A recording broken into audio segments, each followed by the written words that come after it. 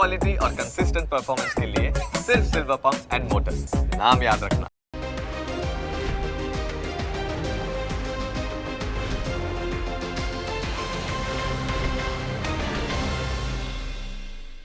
Presented by trade bulls. अब trading सबके बस की बात है।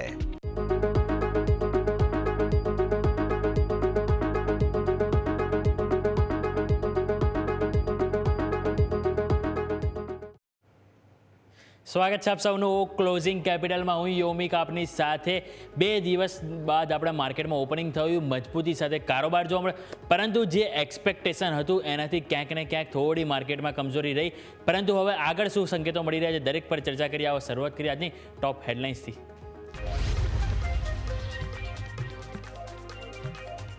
ટેરિફ પર ટ્રમ્પના યુ ટર્નથી દોડ્યું બજાર। નિફ્ટી 5,500 પોઈન્ટ ઉછળીને 22,900 પાર, તો સેન્સેક્સમાં 1,500 પોઈન્ટનો ઉછાળો। તમામ સેક્ટરમાં તેજી સાથે કારોબાર।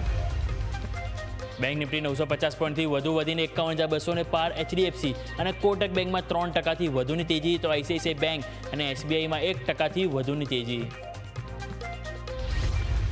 મેટલ શેરમાં ચારે બાજુથી ખરીદદારી। ટાટા સ્ટીલ નિફ્ટીનો ટોપ ગેઇનર્સ, તો હિન્ડાલ્કો, વેદાંતા, જેએસડબલ્યુ સ્ટીલ સહિત મોટાભાગના મેટલ શેરમાં 4%થી વધુની તેજી। ફાર્મા શેરની તબિયત સુધરી। લોરસ લેબ 7% વધીને વાયદા બજારના ટોપ ગેઇનર્સ, તો સિપ્લા, સન ફાર્મા, બાયોકોન સહિત અન્ય ફાર્મા શેરમાં 5% સુધીની તેજી। ઓટો શેર ટોપ ગિયરમાં, ચારે બાજુ ખરીદારીથી દોડ્યા auto share. Bajaj auto, TVS motors, Tata motors, Eicher મોટર્સમાં 3% સુધીની તેજી।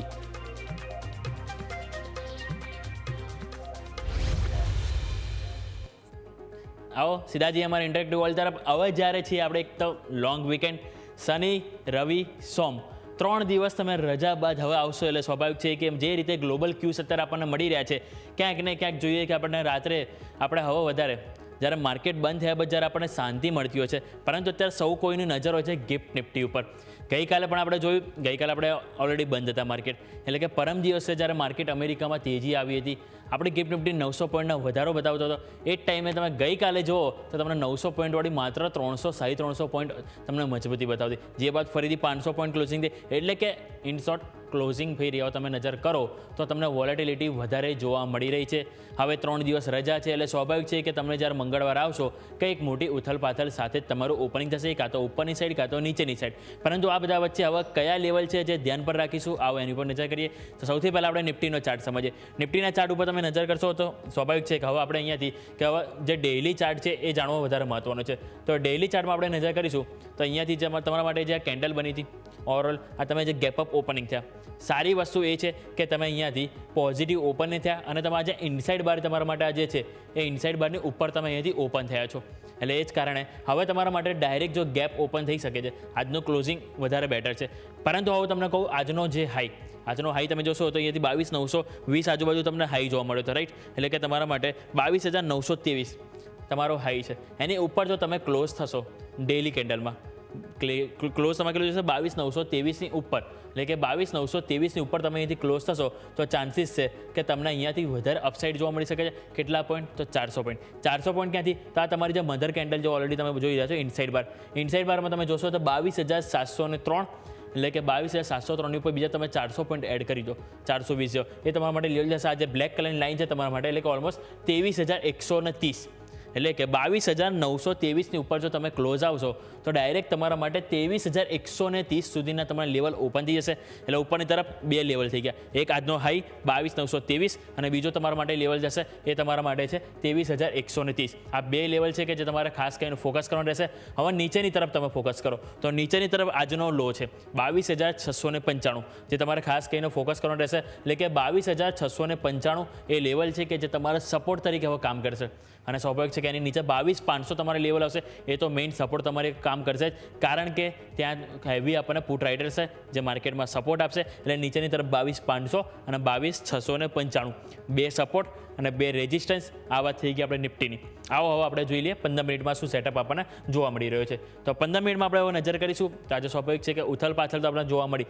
તમે આજે ગેપ અપ ઓપનિંગ થયા, ઓપનિંગ બાદ તમે નજર કરશો તો તમે એક વખત થોડું ડીપ આવ્યું, ડીપ બાદ સારી એવી ખરીદારી તમને ફરીથી જોવા મળી અને ત્યાંથી તમે નજર કરશો તો થોડુંક અત્યારે તમે નીચે આવી રહ્યા છો. અત્યારે 22,784 એટલે એક્ઝેક્ટ તમે અહીંયા કામ કરી રહ્યા છો. અત્યારે 22,784 ઉપર તમે અત્યારે કામ કરી રહ્યા છો. એટલે કે ઉપલા સ્તરથી ક્યાંક ને ક્યાંક થોડું દબાણ આવ્યું અને 150 પોઈન્ટ જેવા તમે અત્યારે ઉપરના હાઈથી તમે કારોબાર કરી રહ્યા છો. હવે આવા બધા વચ્ચે તમે નજર કરશો તો આ તમારા માટે છે એ છે 10 ડે 50 દિવસની એક્સપોનેન્શિયલ મૂવિંગ એવરેજ, જે તમારા માટે થાય છે 22,667 આજુબાજુ, કે 22,700 આપણે લેટ સે લઈએ. 22,700 કે જ્યાં એક સપોર્ટ છે. ઓલરેડી આપણે વાત કરી આજનો લો 22,695, એટલે કે 22,700 એક રેન્જ છે કે જે એક સપોર્ટ આપી શકે છે. અને ઉપરની તરફ જે અવરોધ છે એ ખાસ કરીને છે આજનું જે 22,864, 22,864 જ્યાં તમારી આવશે 10 ડે એક્સપોનેન્શિયલ મૂવિંગ એવરેજ. એટલે કે જો તમે આજે 22,864 ઉપર થોડુંક હાઈ છે લેવલ, અહીંથી 100 પોઈન્ટ ઉપર એની ઉપર ક્લોઝ આપો તો વેલ એન્ડ ગુડ. પરંતુ જો નથી આપતા તો એક અવરોધ તમારા માટે બની જશે 22,864 કે જેને પાર થતાં તમને સારી એવી તેજી જોવા મળી શકે છે. એટલે સ્વાભાવિક છે કે ઓવરઓલ આ વાતથી આપણે 15 મિનિટની હવે આવો ઓવાઈ ડેટા જોઈએ કે ઓવાઈ ડેટામાં આપણને અહીંથી શું સેટઅપ બનતું જોવા મળ્યું છે.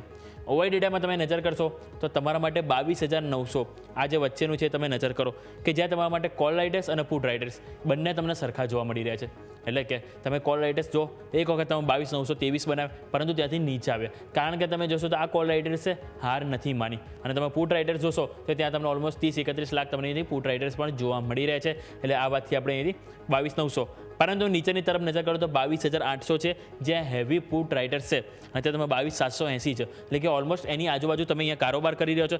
એટલે કે જો કોઈ પણ કારણોસર તમે અહીંયા આ 22,800 છે એને ક્લોઝિંગ જોઈએ છે ઉપર, એની ઉપર ક્લોઝિંગ આવો તો પણ એક વાંધો નથી, કારણ કે ત્યાં આપણને સપોર્ટ છે જે આપણને નેક્સ્ટ વીકમાં પણ મળશે. પરંતુ જો એની નીચે તમે ક્લોઝ થાવ છો થોડુંક પેઇન વધારે મળી શકે, કારણ કે આ પુટ રાઇડર્સ એમનો કોન્ફિડન્સ માર્કેટ ક્લોઝિંગ ફેરી ખોઈ શકે છે જો 22,800ની નીચે તમે ક્લોઝ આપો છો તો. એટલે કે 22,800 એક મહત્વનું લેવલ છે જેની ઉપર આપણે ક્લોઝિંગ જોઈએ છે ઓપન ઇન્ટરેસ્ટ પ્રમાણે. અને સ્વાભાવિક છે કે એક વખત તમે જો 22,900નો જે લેવલ છે અવરોધ જે આજે નડ્યું છે એ ક્રોસ કરો તો આ 23,000નો એક છે એ તો તમને અવરોધ નડવાનું છે, કારણ કે ત્યાં તમારા માટે ઓલમોસ્ટ તમે નજર કરશો 50 થી 55 લાખ કોલ રાઇડર્સ આવી રહ્યા છે કે જે એક અવરોધ રૂપ રહેશે. એટલે કે 22,900 અને 23,000 આ બે લેવલ છે. અને નીચેની તરફ તમારે છે 22,700 એક મેઇન સપોર્ટ છે, 22,800 જેની ઉપર આપણે ક્લોઝ જોઈએ છે. એટલે ક્લિયર, આ વાત થઈ ગઈ આપણે નિફ્ટીની. હવે આવો એક વખત આપણે ઓવાઈ ચેન્જ જોઈ લઈએ નિફ્ટીના કે આજે કઈ જગ્યાએ કોન્ફિડન્સ તમને વધારે બિલ્ડઅપ થતો જોવા મળ્યો છે. ઓવાઈ ચેન્જ ઉપર નજર કરો 22,800 કે જ્યાં સૌથી વધારે તમારો પુટ રાઇડર્સ આજે એડ ઓન થયો છે. 45 લાખ પુટ રાઇડર્સ તમારા આજે એડ ઓન થયા છે માત્ર અહીંથી 22,800માં. એટલે એ ક્યાંક ને ક્યાંક થોડુંક સપોર્ટ તરીકે આપણને કામ કરતું જોવા મળશે. નીચેની તરફ 22,700 કે જ્યાં આજનો આપણને લો જોવા મળ્યો છે, ત્યાંથી એક વખત તમને સપોર્ટ મળ્યો 22,600 બીજી જગ્યાએ તમને મળ્યો. અને નીચે તમે નજર કરો અહીંયા તમને એક કોલ રાઇડર છે કે જેમણે પોતાનો કોન્ફિડન્સ ખોઈ ચૂક્યો. સ્વાભાવિક છે કે જ્યારે આવી તેજી સાથે ઓપનિંગ થાય એટલે મોટા 2% ગેપઅપ સાથે ત્યારે જે પાછળના જે લોકો હોય છે સ્ટ્રાઇકના એ ત્યાં આપણને કોન્ફિડન્સ ક્યાંક ને ક્યાંક તેઓ ખોઈ ચૂક્યા છે. આગળની તરફ આવો તો અહીંયા તમે નજર કરો 22,800 જ્યાં કોલ રાઇડર્સ, પરંતુ મેઇન છે કે જે 22,900 જ્યાં જે કોલ રાઇડર્સ અને પુટ રાઇડર્સ બંને પોઝિશન સરખી એડ ઓન કરી છે. અને એ જ કારણથી તમે જોશો તો 22,800 અને 22,900 કે જેનું ઉપર અહીંયાથી તમારે જે અવરોધ છે ઓલમોસ્ટ એ સેમ આપણને જોવા મળ્યો છે. એટલે ઓવરઓલ આપણે આ વાત થઈ ગઈ અહીંયાથી નિફ્ટીની કે જેમાં તમે જોશો કે 22,800 કે જેની ઉપર તમારે ક્લોઝિંગ જોઈએ છે. સ્વાભાવિક છે કે જે એ ક્લોઝિંગ આવે તો તમારે 22,900 જે છે ખાલી ડિફીટ કરવાનું રહેશે, બાકી તમારા માટે અહીંથી કોઈ એટલો કોઈ ખાસ પ્રોબ્લેમ જોવા હાલ નથી મળતી. વાત થઈ ગઈ નિફ્ટીની. આવો હવે બેંક નિફ્ટી ઉપર નજર કરીએ. બેંક નિફ્ટી ઉપર તમે નજર કરશો તો તમે નિફ્ટી કરતાં ક્યાંક ને ક્યાંક બેંક નિફ્ટી હજુ પણ વધારે પોઝિટિવ છે. આજે સ્વાભાવિક છે કે એનાથી થોડીક વધારે મજબૂતી બતાવો, પરંતુ વધારે મજબૂતી આપણને જોવા મળી રહી છે. તો આવો આપણે બેંક નિફ્ટી ઉપર નજર કરો. બેંક નિફ્ટીમાં તમે નજર કરશો તમારા માટે ડેઇલી ચાર્ટમાં તમે નજર કરો અહીંયાથી આજે 10 ડે અને સાથે સાથે 50 ડે બંનેમાં તમે એની ઉપર કારોબાર કરી રહ્યા છો. એટલે કે 10 દિવસ અને 50 દિવસની એક્સપોનેન્શિયલ મૂવિંગ એવરેજ એની ઉપર તમે ક્લોઝિંગ આપવા જઈ રહ્યા છો. સાથે તમે જોશો તો આજે તમને એક વખત જે તેજી આવી હતી ત્યારબાદ તમે ફરીથી નીચે એને જે હાઈ છે એને તમે ફરીથી અહીંયાથી ઉપર ઓપન થઈ રહ્યા છો. ઓપન થયા એની બાદ તમે ક્લોઝ આપવા જઈ રહ્યા, એટલે કે ક્યાંક ને હવે તમારા માટે આ લેવલ આવતા જોવા મળી શકે છે. અને એ લેવલ તમારા માટે થાય છે એ છે 51,366 એક લેવલ છે કે જે તમારે અહીંયાથી વોચ કરવાનું રહેશે. એટલે કે આ ઉપરની તરફ 51,366 જે તમારા માટે છે ગેપ. એ ગેપ પૂરો થતો તમારા માટે જોવા મળી શકે છે. એટલે કે 51,366. અત્યારે તમે છો 50,900 આજુબાજુ. એટલે કે તમારા માટે હજુ પણ અહીંયાથી જગ્યા ઓપન છે 400 થી 450 પોઈન્ટની, કે બેંક નિફ્ટીમાં હજુ પણ તમને આવતા જોવા મળી શકે છે. એક ટાઈમ એક વખત છે કે એક વખત આ ગેપ પૂરો થઈ જાય, જે બાદ આપણે લેવલ રિવાઇઝ કરવાનું રહેશે. પરંતુ એઝ ઓફના ઉપર આપણને આ લેવલ જોવા મળી શકે. કોઈ કારણસર તમે માની લો કે મંગળવારે નેગેટિવ ઓપન થાવ છો, નેગેટિવ ઓપન થાવ તો તમે સિમ્પલ છે કે તમારા માટે જે 10 ડે એક્સપોનેન્શિયલ મૂવિંગ એવરેજ બની રહી છે એ તમારા માટે છે 50,761. એટલે કે 50,761 એક લેવલ છે કે જે તમારા માટે એક સપોર્ટ રહેશે. આજે તમે 50,900 એટલે કે 200 પોઈન્ટ નીચે. અને થોડું પોઝિશનલી આપણે જ્યારે વાત કરી રહ્યા એટલે સ્વાભાવિક છે કે થોડું નીચે જોઈએ તો આજનો લો, એટલે આજનો લો તમારા માટે બની રહ્યો છે 50,634. એટલે 50,634, 50,761. અને અહીંયા પણ લેટ છે મિડ રેન્જ લઈએ એટલે 50,700. 50,700 સપોર્ટ અને ઉપરની તરફ આપણે લેવલ છે એ છે 51,366. આ એક પોઝિશનલ વ્યૂ છે. પરંતુ સ્વાભાવિક છે કે હવે જ્યારે મોટી ઉથલ પાથલ સાથે જઈશું એટલે આપણે એક નીચે એક સપોર્ટ, મેઇન સપોર્ટ તરીકે વાત કરીએ તો 50 દિવસ એક્સપોનેન્શિયલ મૂવિંગ એવરેજ છે, એને પણ તમે અહીંથી ધ્યાન રાખી શકો છો. અને એ લેવલ તમારા માટે થાય છે 50,040. એટલે કે તમારે અહીંયાથી 900 પોઈન્ટ દૂર એક પોઝિશનલ લઈ શકો છો. અને થોડું શોર્ટ ટર્મ પર્પઝથી તમે લો તો એ તમારા માટે અહીંયાથી બને છે 50,700. બે સપોર્ટ. ઉપરની તરફ આપણે વાત થઈ 51,000 તમારા માટે 51,366. અને 51,366 ને ઉપર તમે જશો તે તમારા માટે આજે ફેબ્રુઆરીમાં જે તમારા માટે હાઈ બન્યા હતા એ ઓલમોસ્ટ છે 52,064. એટલે કે ઉપરની તરફ પણ આપણે બે રેઝિસ્ટન્સ અને નીચેની તરફ બે સપોર્ટ જે આપણે અહીંયાથી બેંક નિફ્ટીમાં ધ્યાન પર રાખવાનું રહેશે. આવો 15 મિનિટનું સેટઅપ જોઈએ. 15 મિનિટમાં અહીંથી કઈ રીતનું સેટઅપ આપણને બન્યું છે એમાં પણ તમે જોશો તો સેમ નિફ્ટી જેવું તમને આજે ગેપ અપ ઓપનિંગ જોવા મળ્યું. ઓપનિંગમાં જ એક વખત તમે અહીંથી ડીપ આવ્યા, ડીપ બાદ અહીંયાથી વન વે સારી એવી તેજી બતાવી. આ જે સ્પીડ તમને જે જોવા મળી એ નિફ્ટી કરતાં ક્યાંક ને ક્યાંક થોડીક વધારે હતી. સવારે જોવો તો અહીંયા થોડુંક વધારે કમજોરી જોવા મળતી હતી બેંક નિફ્ટીની મજબૂતીમાં. પરંતુ જે સ્પીડથી તમને આવી અહીંયાથી તેજી અને એ બાદ તમે અહીંયાથી થોડું કન્સોલિડેશન કરવાનો ટ્રાય કર્યો. અત્યારે તમે 50,900 આજુબાજુ કરી રહ્યા. એટલે કે અત્યારે તમે અહીંયા કારોબાર કરી રહ્યા છો 50,900 ઉપર. એટલે અહીંયા પણ તમે મિડ રેન્જમાં કારોબાર કરી રહ્યા છો દિવસના. એટલે કે 50,900, 51,000 છે કે જે એક અવરોધ નડવાનો છે. એ સ્વાભાવિક છે કે જે આજે પણ તમે એક વખત ગયા બાદ થોડાક તમે નીચે આવતા જોવા મળ્યા છે. એટલે ઓવરઓલ આપણે આ વાત થઈ ગઈ 15 મિનિટની. આવો આપણે જોઈ લઈએ ઓવાઈ ડેટા. ઓવાઈ ડેટાથી શું સંકેતો મળી રહ્યા છે. ઓવાઈ ઉપર આપણે નજર કરીશું તો અહીંયાથી 51,000 એક લેવલ છે. એટલે કે 51,000 ત્યાં તમે નજર કરો તો અહીંયાથી તમને કોલ રાઇડર્સ અને પુટ રાઇડર્સ બંને તરફથી અહીંયાથી એક સેમ ફાઇટ તમને જોવા મળી છે. 11 લાખ તમને કોલ રાઇડર્સ અને 11 લાખ પુટ રાઇડર્સ બંને તરફ અહીંયા તમને જોવા મળે છે. અને એ જ કારણથી તમે એની નજીક કારોબાર કરી રહ્યા છો. અત્યારે 50,950 આ લેવલ છે જ્યાં ત્યાં તમે કારોબાર કરી રહ્યા છો. જો આની ઉપર ક્લોઝ થાવ તો વેલ એન્ડ ગુડ. ઉપર ક્લોઝ થાવ તો ક્યાંક ને ક્યાંક કોલ રાઇટર્સ એમનો કોન્ફિડન્સ ખોઈ ચૂકે.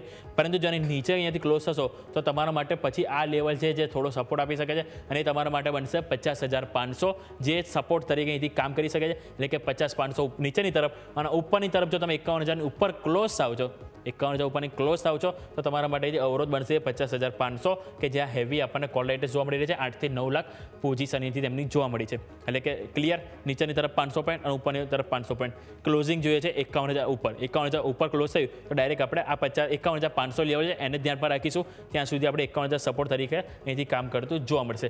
ઓવાઈ ચેન્જ લઈને આવો. ઓવાઈ ચેન્જમાં આપણે નજર કરીએ તો ઓવાઈ ચેન્જમાં તમે નજર કરશો તો આજે અહીંયા તમને ટોટલી જે કોન્ફિડન્સ છે કોલ રાઇટર્સનો તમે જોશો તો અહીંયાથી તેઓ ખોઈ ચૂક્યા છે. સ્વાભાવિક છે કે અહીંયા પણ ગેપ અપ ઓપનિંગ થયું, કોલ રાઇટર્સે કોન્ફિડન્સ ખોઈ ચૂક્યા છે. હવે તમે નજર કરો તો અહીંયાથી પુટ રાઇટર્સ આજે સારી એવી પોઝિશન તેમના દ્વારા અહીં એડ ઓન કરવામાં આવી છે. 51,000, 50,900, 50,800 દરેક ઉપરથી થોડીક આપણને અહીંથી મજબૂતી જોવા મળી છે.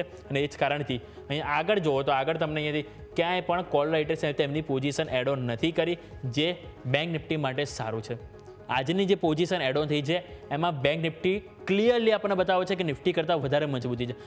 નિફ્ટીમાં શું હતું કે તમે અહીંથી 22,800 અને 23,000 જેની ઉપર કોલ રાઇટર્સે કોન્ફિડન્સ થોડોક બતાવે છે, આજે એડ ઓન કરી છે પોઝિશન.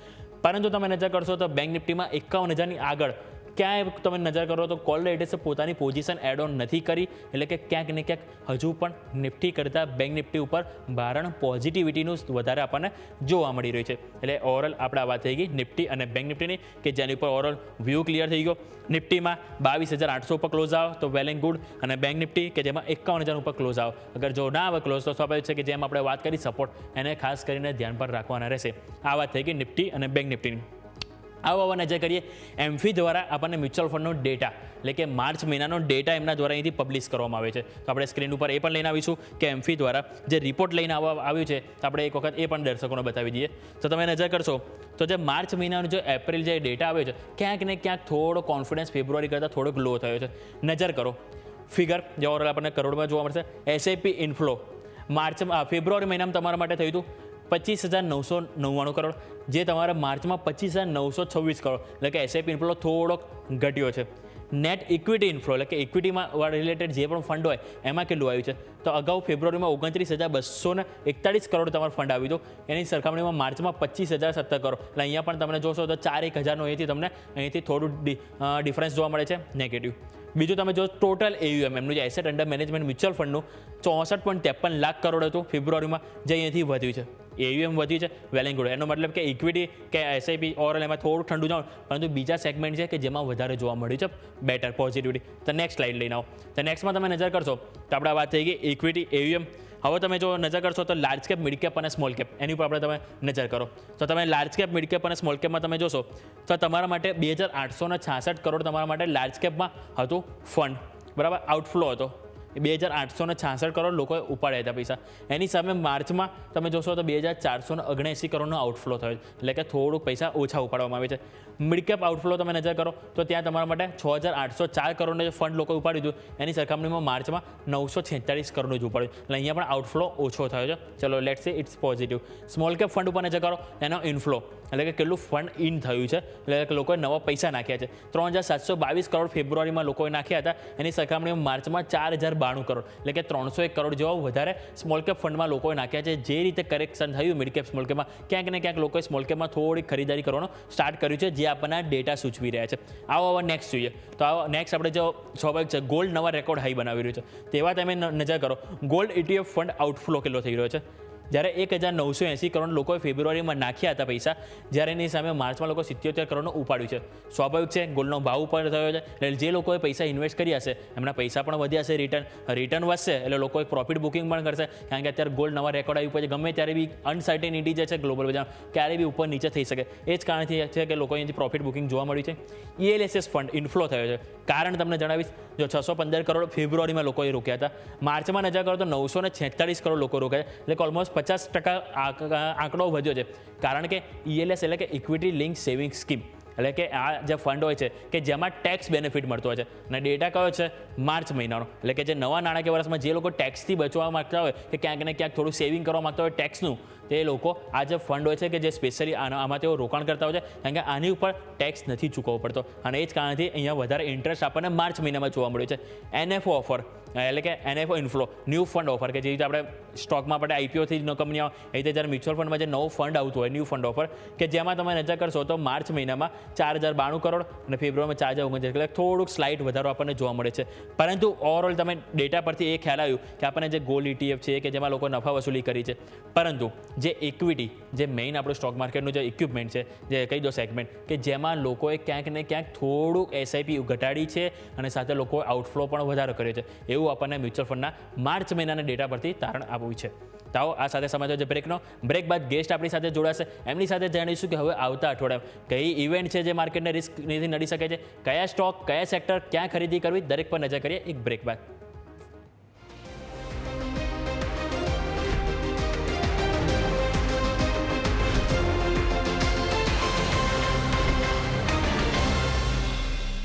બ્રેક બાદ આપનું સ્વાગત છે. નજર કરીએ માર્કેટ ઉપર તો 22,800 જે આપણે લેવલ ડિસ્કસ કરીએ કે જેની ઉપર ક્લોઝ આવવું જરૂરી છે, ફરીથી તમે એને ક્રોસ કર્યું છે, એટલે કે 22,825 ઉપર, અને બેંક નિફ્ટી ફરી 51,000 ઉપર આવ્યું છે, એટલે કે ન્યૂનતમ સ્તરથી ખરીદી પણ આવી રહી છે અને ઉપલા સ્તરથી આપણને ક્યાંક ને ક્યાંક દબાણ પર આવી રહ્યું છે. એટલે આ વાત થઈ કે આપણે નિફ્ટી ઓલમોસ્ટ 2% તેજી, બેંક નિફ્ટી 0.5% આજુબાજુ તેજી ત્યાં જોવા મળી છે. પરંતુ મિડ કેપ અને સ્મોલ કેપ ઉપર નજર કરો, મિડકેપમાં તમે જોશો તો 2% તેજી આજે તમને ત્યાં જોવા મળી રહી છે. સ્મોલ કેપમાં 2.5% થી 3% નજીક તમને તેજી. સવારે તમે જુઓ તો ક્યાંક ને ક્યાંક થોડાક દબાણમાં હતા, પરંતુ ત્યાં પણ આપણને ખરીદારી જોવા મળી છે. એટલે કે ઓવરઓલ તમે જો બ્લુ ચીપ સ્ટોક હોય કે મિડકેપ, સ્મોલ કેપ હોય, ક્યાંક ને ક્યાંક થોડીક જેટલા એકાદ કલાકમાં આપણને ખરીદારી જોવા મળી રહી છે. આવો નજર કરીએ સેક્ટર સ્પેસિફિક ક્યાં આપણને એક્શન જોવા મળી છે. તો સેક્ટર સ્પેસિફિક નજર કરીશું તો આજે સૌથી વધારે બઝિંગ સેક્ટર જે હતા એ છે auto, IT, metal, real estate, કે જેમાં આજે આપણને મોટી મૂવમેન્ટ જોવા મળી હતી. નજર કરીએ આપણે ઓટો ઉપર તો ઓટોમાં આપણને ઓલમોસ્ટ 2% તેજી જોવા મળી રહી છે. IT ઉપર એક ટાઈમ હતું કે આપણને 2% આજુબાજુ તેજી હતી, પરંતુ ત્યાં તમે માત્ર અત્યારે 0.5% તેજીમાં જોવા મળી રહ્યા છો. સરકારી બેંક 0.5% તેજી જોવા મળી રહી છે. ફાર્મા 0.5% તેજી, અહીંયા પણ તમને 3.5% તેજી હતી, પરંતુ 1% ઘટી ગઈ છે. નજર કરો તમે મેટલ 4% તેજી તમને ત્યાં જોવા મળી રહી છે. એટલે કે તમે જોશો તો આજે દરેક કમ્પોનન્ટ તમને આજે મેટલ સેક્ટરમાં સારી એવી તેજી સાથે જોવા મળે છે. પ્રાઇવેટ બેંકમાં ખરીદારી છે. એનર્જી સ્ટોકમાં પણ તમે જુઓ તો નિફ્ટી એનર્જી 3.5% મજબૂતી બતાવી રહ્યું છે. કોમોડિટી સેગમેન્ટમાં પણ આપણને સારી એવી ખરીદારી જોવા મળી છે. કન્ઝ્યુમર ડ્યુરેબલ, હેલ્થકેર, એટલે કે આજે ઓવરઓલ દરેક ઇન્ડેક્સ લીલા નિશાનમાં કારોબાર કરી રહ્યા છે. સ્વાભાવિક છે કે જે રીતે આપણે આજે મજબૂતી સાથે ઓપન થયા, એક્સપેક્ટેશન કરતાં થોડીક ઓછી આજે આપણને માર્કેટમાં તેજી જોવા મળી છે, પરંતુ સારી વસ્તુ એ છે કે દરેક ઇન્ડેક્સ આપણને એથી મજબૂતી સાથે જોવા મળી રહ્યા છે. અને એક બાજુ આપણે જોઈએ તો ઇન્ડિયા વિક્સ એ પણ ક્યાંક ને ક્યાંક થોડુંક મેલ્ટડાઉન થઈ રહ્યું છે. ફરીથી 20ની નીચે આપણને કારોબાર જોવા મળ્યો છે. 7% ડાઉનસાઇડ આપણને ત્યાં જોવા મળ્યું છે. પરંતુ આવો અમારા સહયોગી યશ પણ જોડાઈ ગયા છે, તો યશ સાથે જઈએ અને કે આજના માર્કેટમાં જે મજબૂતી જોવા મળી છે તેની પાછળ મેઇન લીડર કોણ છે કે જે આ મજબૂતીમાં આપણને જોવા મળી રહ્યા છે યશ નિફ્ટીમાં? બિલકુલ. તો મેઇન લીડર કરતાં પહેલાં મને એક મેજર અપડેટ અત્યારે સામે આવી રહ્યું છે તે આપવાનું મન થાય છે દર્શક મિત્રોને, અને તે છે ડોલર ઇન્ડેક્સ. છેલ્લે આપણને ક્યારે યાદ હતું કે 100 નીચે હતો ડોલર ઇન્ડેક્સ? અત્યારે ફિલહાલ 100 નીચે આજે તમને ડોલર ઇન્ડેક્સ જોવા મળી રહ્યો છે. દેટ મીન્સ કે જ્યારથી ટ્રમ્પ સાહેબે ટેરિફ લગાવ્યા અને બધું બખડ જંતર જેને કહેવાય તે થયું છે, ત્યારથી અત્યાર સુધીમાં 7 પોઈન્ટ ડોલર ઇન્ડેક્સ નીચે આવી ગયો છે. 107, 108 પર હતા આપણે, રાઈટ? 7-8 પોઈન્ટ નીચે ડોલર ઇન્ડેક્સ આવી ગયો છે. અને આ બહુ મોટી જેને કહેવાય કે પરિવર્તન જે છે તે અત્યારે આપણને જોવા મળી રહ્યું છે. એટલે સૌથી મેજર મુદ્દો આજના દિવસનો જો કોઈ હોય તો તે છે ડોલર ઇન્ડેક્સ, કે જેમાં બહુ મોટું પરિવર્તન. નિફ્ટીના ટોપ ગેઇનર્સમાં હવે જો આપણે વાત કરીએ તો ઓબ્વિયસલી મેટલ સ્ટોક્સે આઉટશાઇન કર્યા છે બધાને આજે. એમ કહેવાય કે મેટલ સ્ટોક્સે પોતાનું મેટલ બતાવી દીધું. JSW સ્ટીલ 4.5% ઉપર છે અત્યારે. ટાટા સ્ટીલ તમે જુઓ 5.5% ઉપર છે. અને હિન્દાલ્કો આજનો ટોપ ગેઇનર નિફ્ટીનો કે જે 6.5% ઉપર છે. પછી આવો સરકારી કંપનીઓમાંથી બે બહુ મેજર કંપનીઝ, કોલ ઇન્ડિયા સૌથી પહેલાં 4.5%ની તેજી, અને ONGC જે પણ 4%ની તેજી બતાવે છે. બહુ અમેઝિંગ એક્શન આ બધા જ સ્ટોક્સમાં જોવા મળ્યું છે.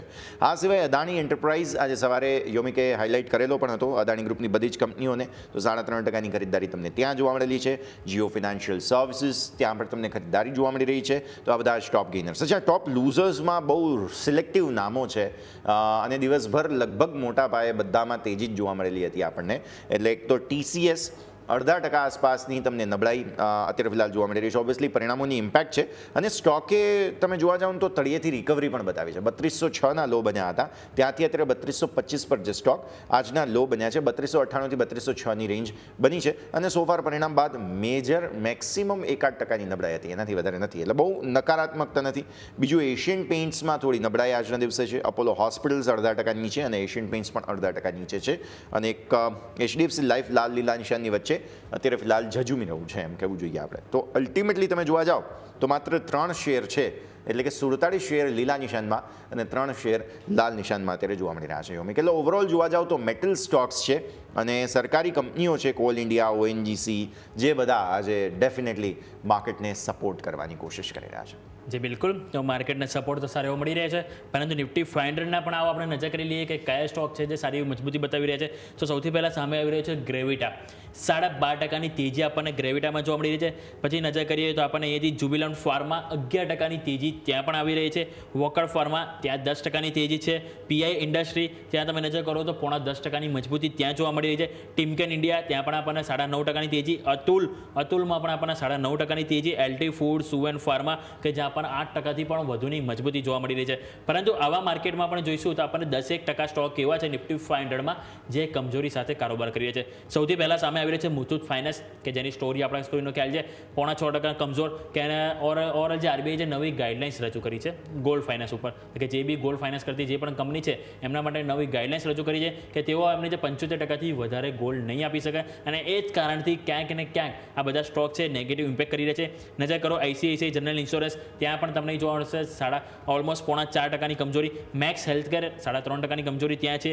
ICICI પ્રુડેન્શિયલ લાઈફ ઇન્સ્યોરન્સ 2.5%ની કમજોરી ત્યાં છે. એટલે મેઇન થીમ તમે નજર કરશો તો ઓવરઓલ જે જનરલ ઇન્સ્યોરન્સ છે, લાઈફ ઇન્સ્યોરન્સ, એટલે કે ઇન્સ્યોરન્સ સાથે સંકળાયેલી જે પણ કંપની છે એ આજે ક્યાંક ને ક્યાંક થોડાક પ્રેશરમાં આપણને જોવા મળી રહ્યા છે. જ્યોતિ લેબ ઉપર નજર કરો તો 2%નો કડાકો આપણને ત્યાં જોવા મળી રહ્યો છે. કે ફિન્ટેક ઉપર નજર કરો તો 2%ની કમજોરી આજે આપણને ત્યાં પણ જોવા મળી રહી છે. બીજો તમે નજર કરશો તો સાથે સાથે તમારા માટે જે સ્વિગી છે, ગોદરેજ કન્ઝ્યુમર છે, છે, સુંદરમ ફાઇનાન્સ છે, ગોદરેજ પ્રોપર્ટી, કે જ્યાં દરેક જગ્યાએ તમને એક કમજોરી જોવા મળી રહી છે. પરંતુ જો નજર કરીએ માર્કેટ ઉપર તો આપણે ઓલરેડી વાત કરી કે જે 22,800 કે આજના દિવસે આપણને એક ક્લોઝિંગ જોઈએ છે. જો એ ક્લોઝિંગ આવે તો સ્વાભાવિક છે કે આપણને ક્યાંક ને ક્યાંક અહીંયાથી થોડીક મજબૂતી સાથે ક્લોઝિંગ એવું આપણે અહીંથી કહી શકાય છે. પરંતુ બેંક નિફ્ટીમાં છે કે જે 51,000 થોડુંક હર્ડલ આવી રહ્યું છે કે આઈ હોપ કે એની ઉપર આપણને અહીંથી ક્લોઝિંગ જોવા મળે, કે જો એ ક્લોઝિંગ આવે તો વેલ એન્ડ ગુડ.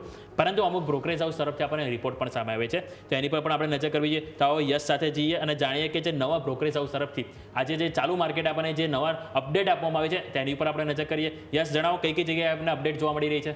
બિલકુલ. તો 3 અત્યાર સુધીના રિપોર્ટ્સ જે પેન્ડિંગ છે તે બધા પર આપણે નજર કરી લઈએ. સૌથી પહેલાં TCS પર વધુ એક રિપોર્ટ આજે સવારે મલ્ટિપલ રિપોર્ટ્સ તમને આપેલા છે. ICICI સિક્યુરિટીઝ તરફથી એડ રેટિંગ છે, બાય નથી પણ એડ છે, એટલે કે બાયથી એક નીચેનું લેવલ કહેવાય.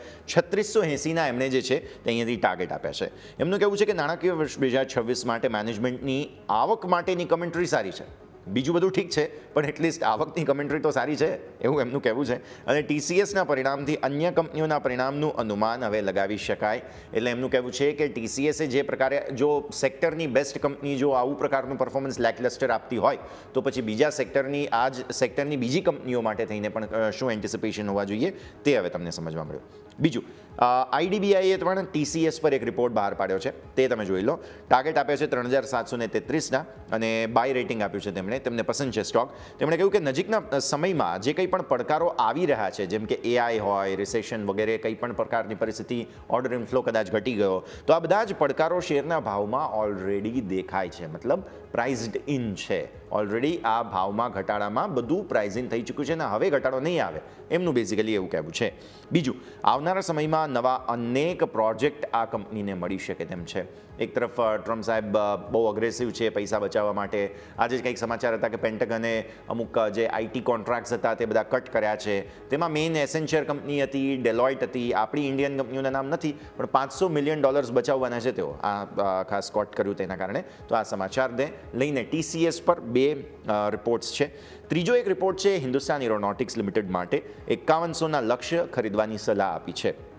મોતીલાલ ઓસવાલ તરફથી આ સલાહ તમને જોવા મળી છે. એમણે કહ્યું કે કંપની પાસે મજબૂત ઓર્ડર બુક છે, ઓર્ડર બુક ખૂબ જ સારી છે અને GE જનરલ એન્જિનિયરિંગ જે આપણે જાણીએ છીએ તેના તરફથી જે એન્જિન મળવાની શરૂઆત છે તે ફરી એકવાર થઈ ગઈ અને ઓર્ડરના એક્ઝિક્યુશન પણ ઝડપથી પૂરા થતા જોવા મળશે તેવું પણ તેમનું અહીંયાથી કહેવું છે. તો HAL માટે પણ તેઓ પોઝિટિવ છે અને તેના કારણે થઈને આ 2 કંપનીઓ એટલે કે TCS અને HAL અત્યારે ફિલહાલ બ્રોકરેજ હાઉસીસના રડાર પર છે. બિલકુલ. તો HAL અને આપણે વાત કરીએ TCS કે જેની ઉપર આપણને રેટિંગ અપગ્રેડ કરવામાં આવે છે, જેની ઉપર નજર કરીશું. પરંતુ સ્ટોક સ્પેસિફિક પણ ઘણી બધી આપણે એક્શન છે કે જે નજર કરવાની છે. પરંતુ આવો ફટાફટ એક બ્રેક લઈ લઈએ અને બ્રેક બાદ ચર્ચાને આગળ યથાવત રાખીએ.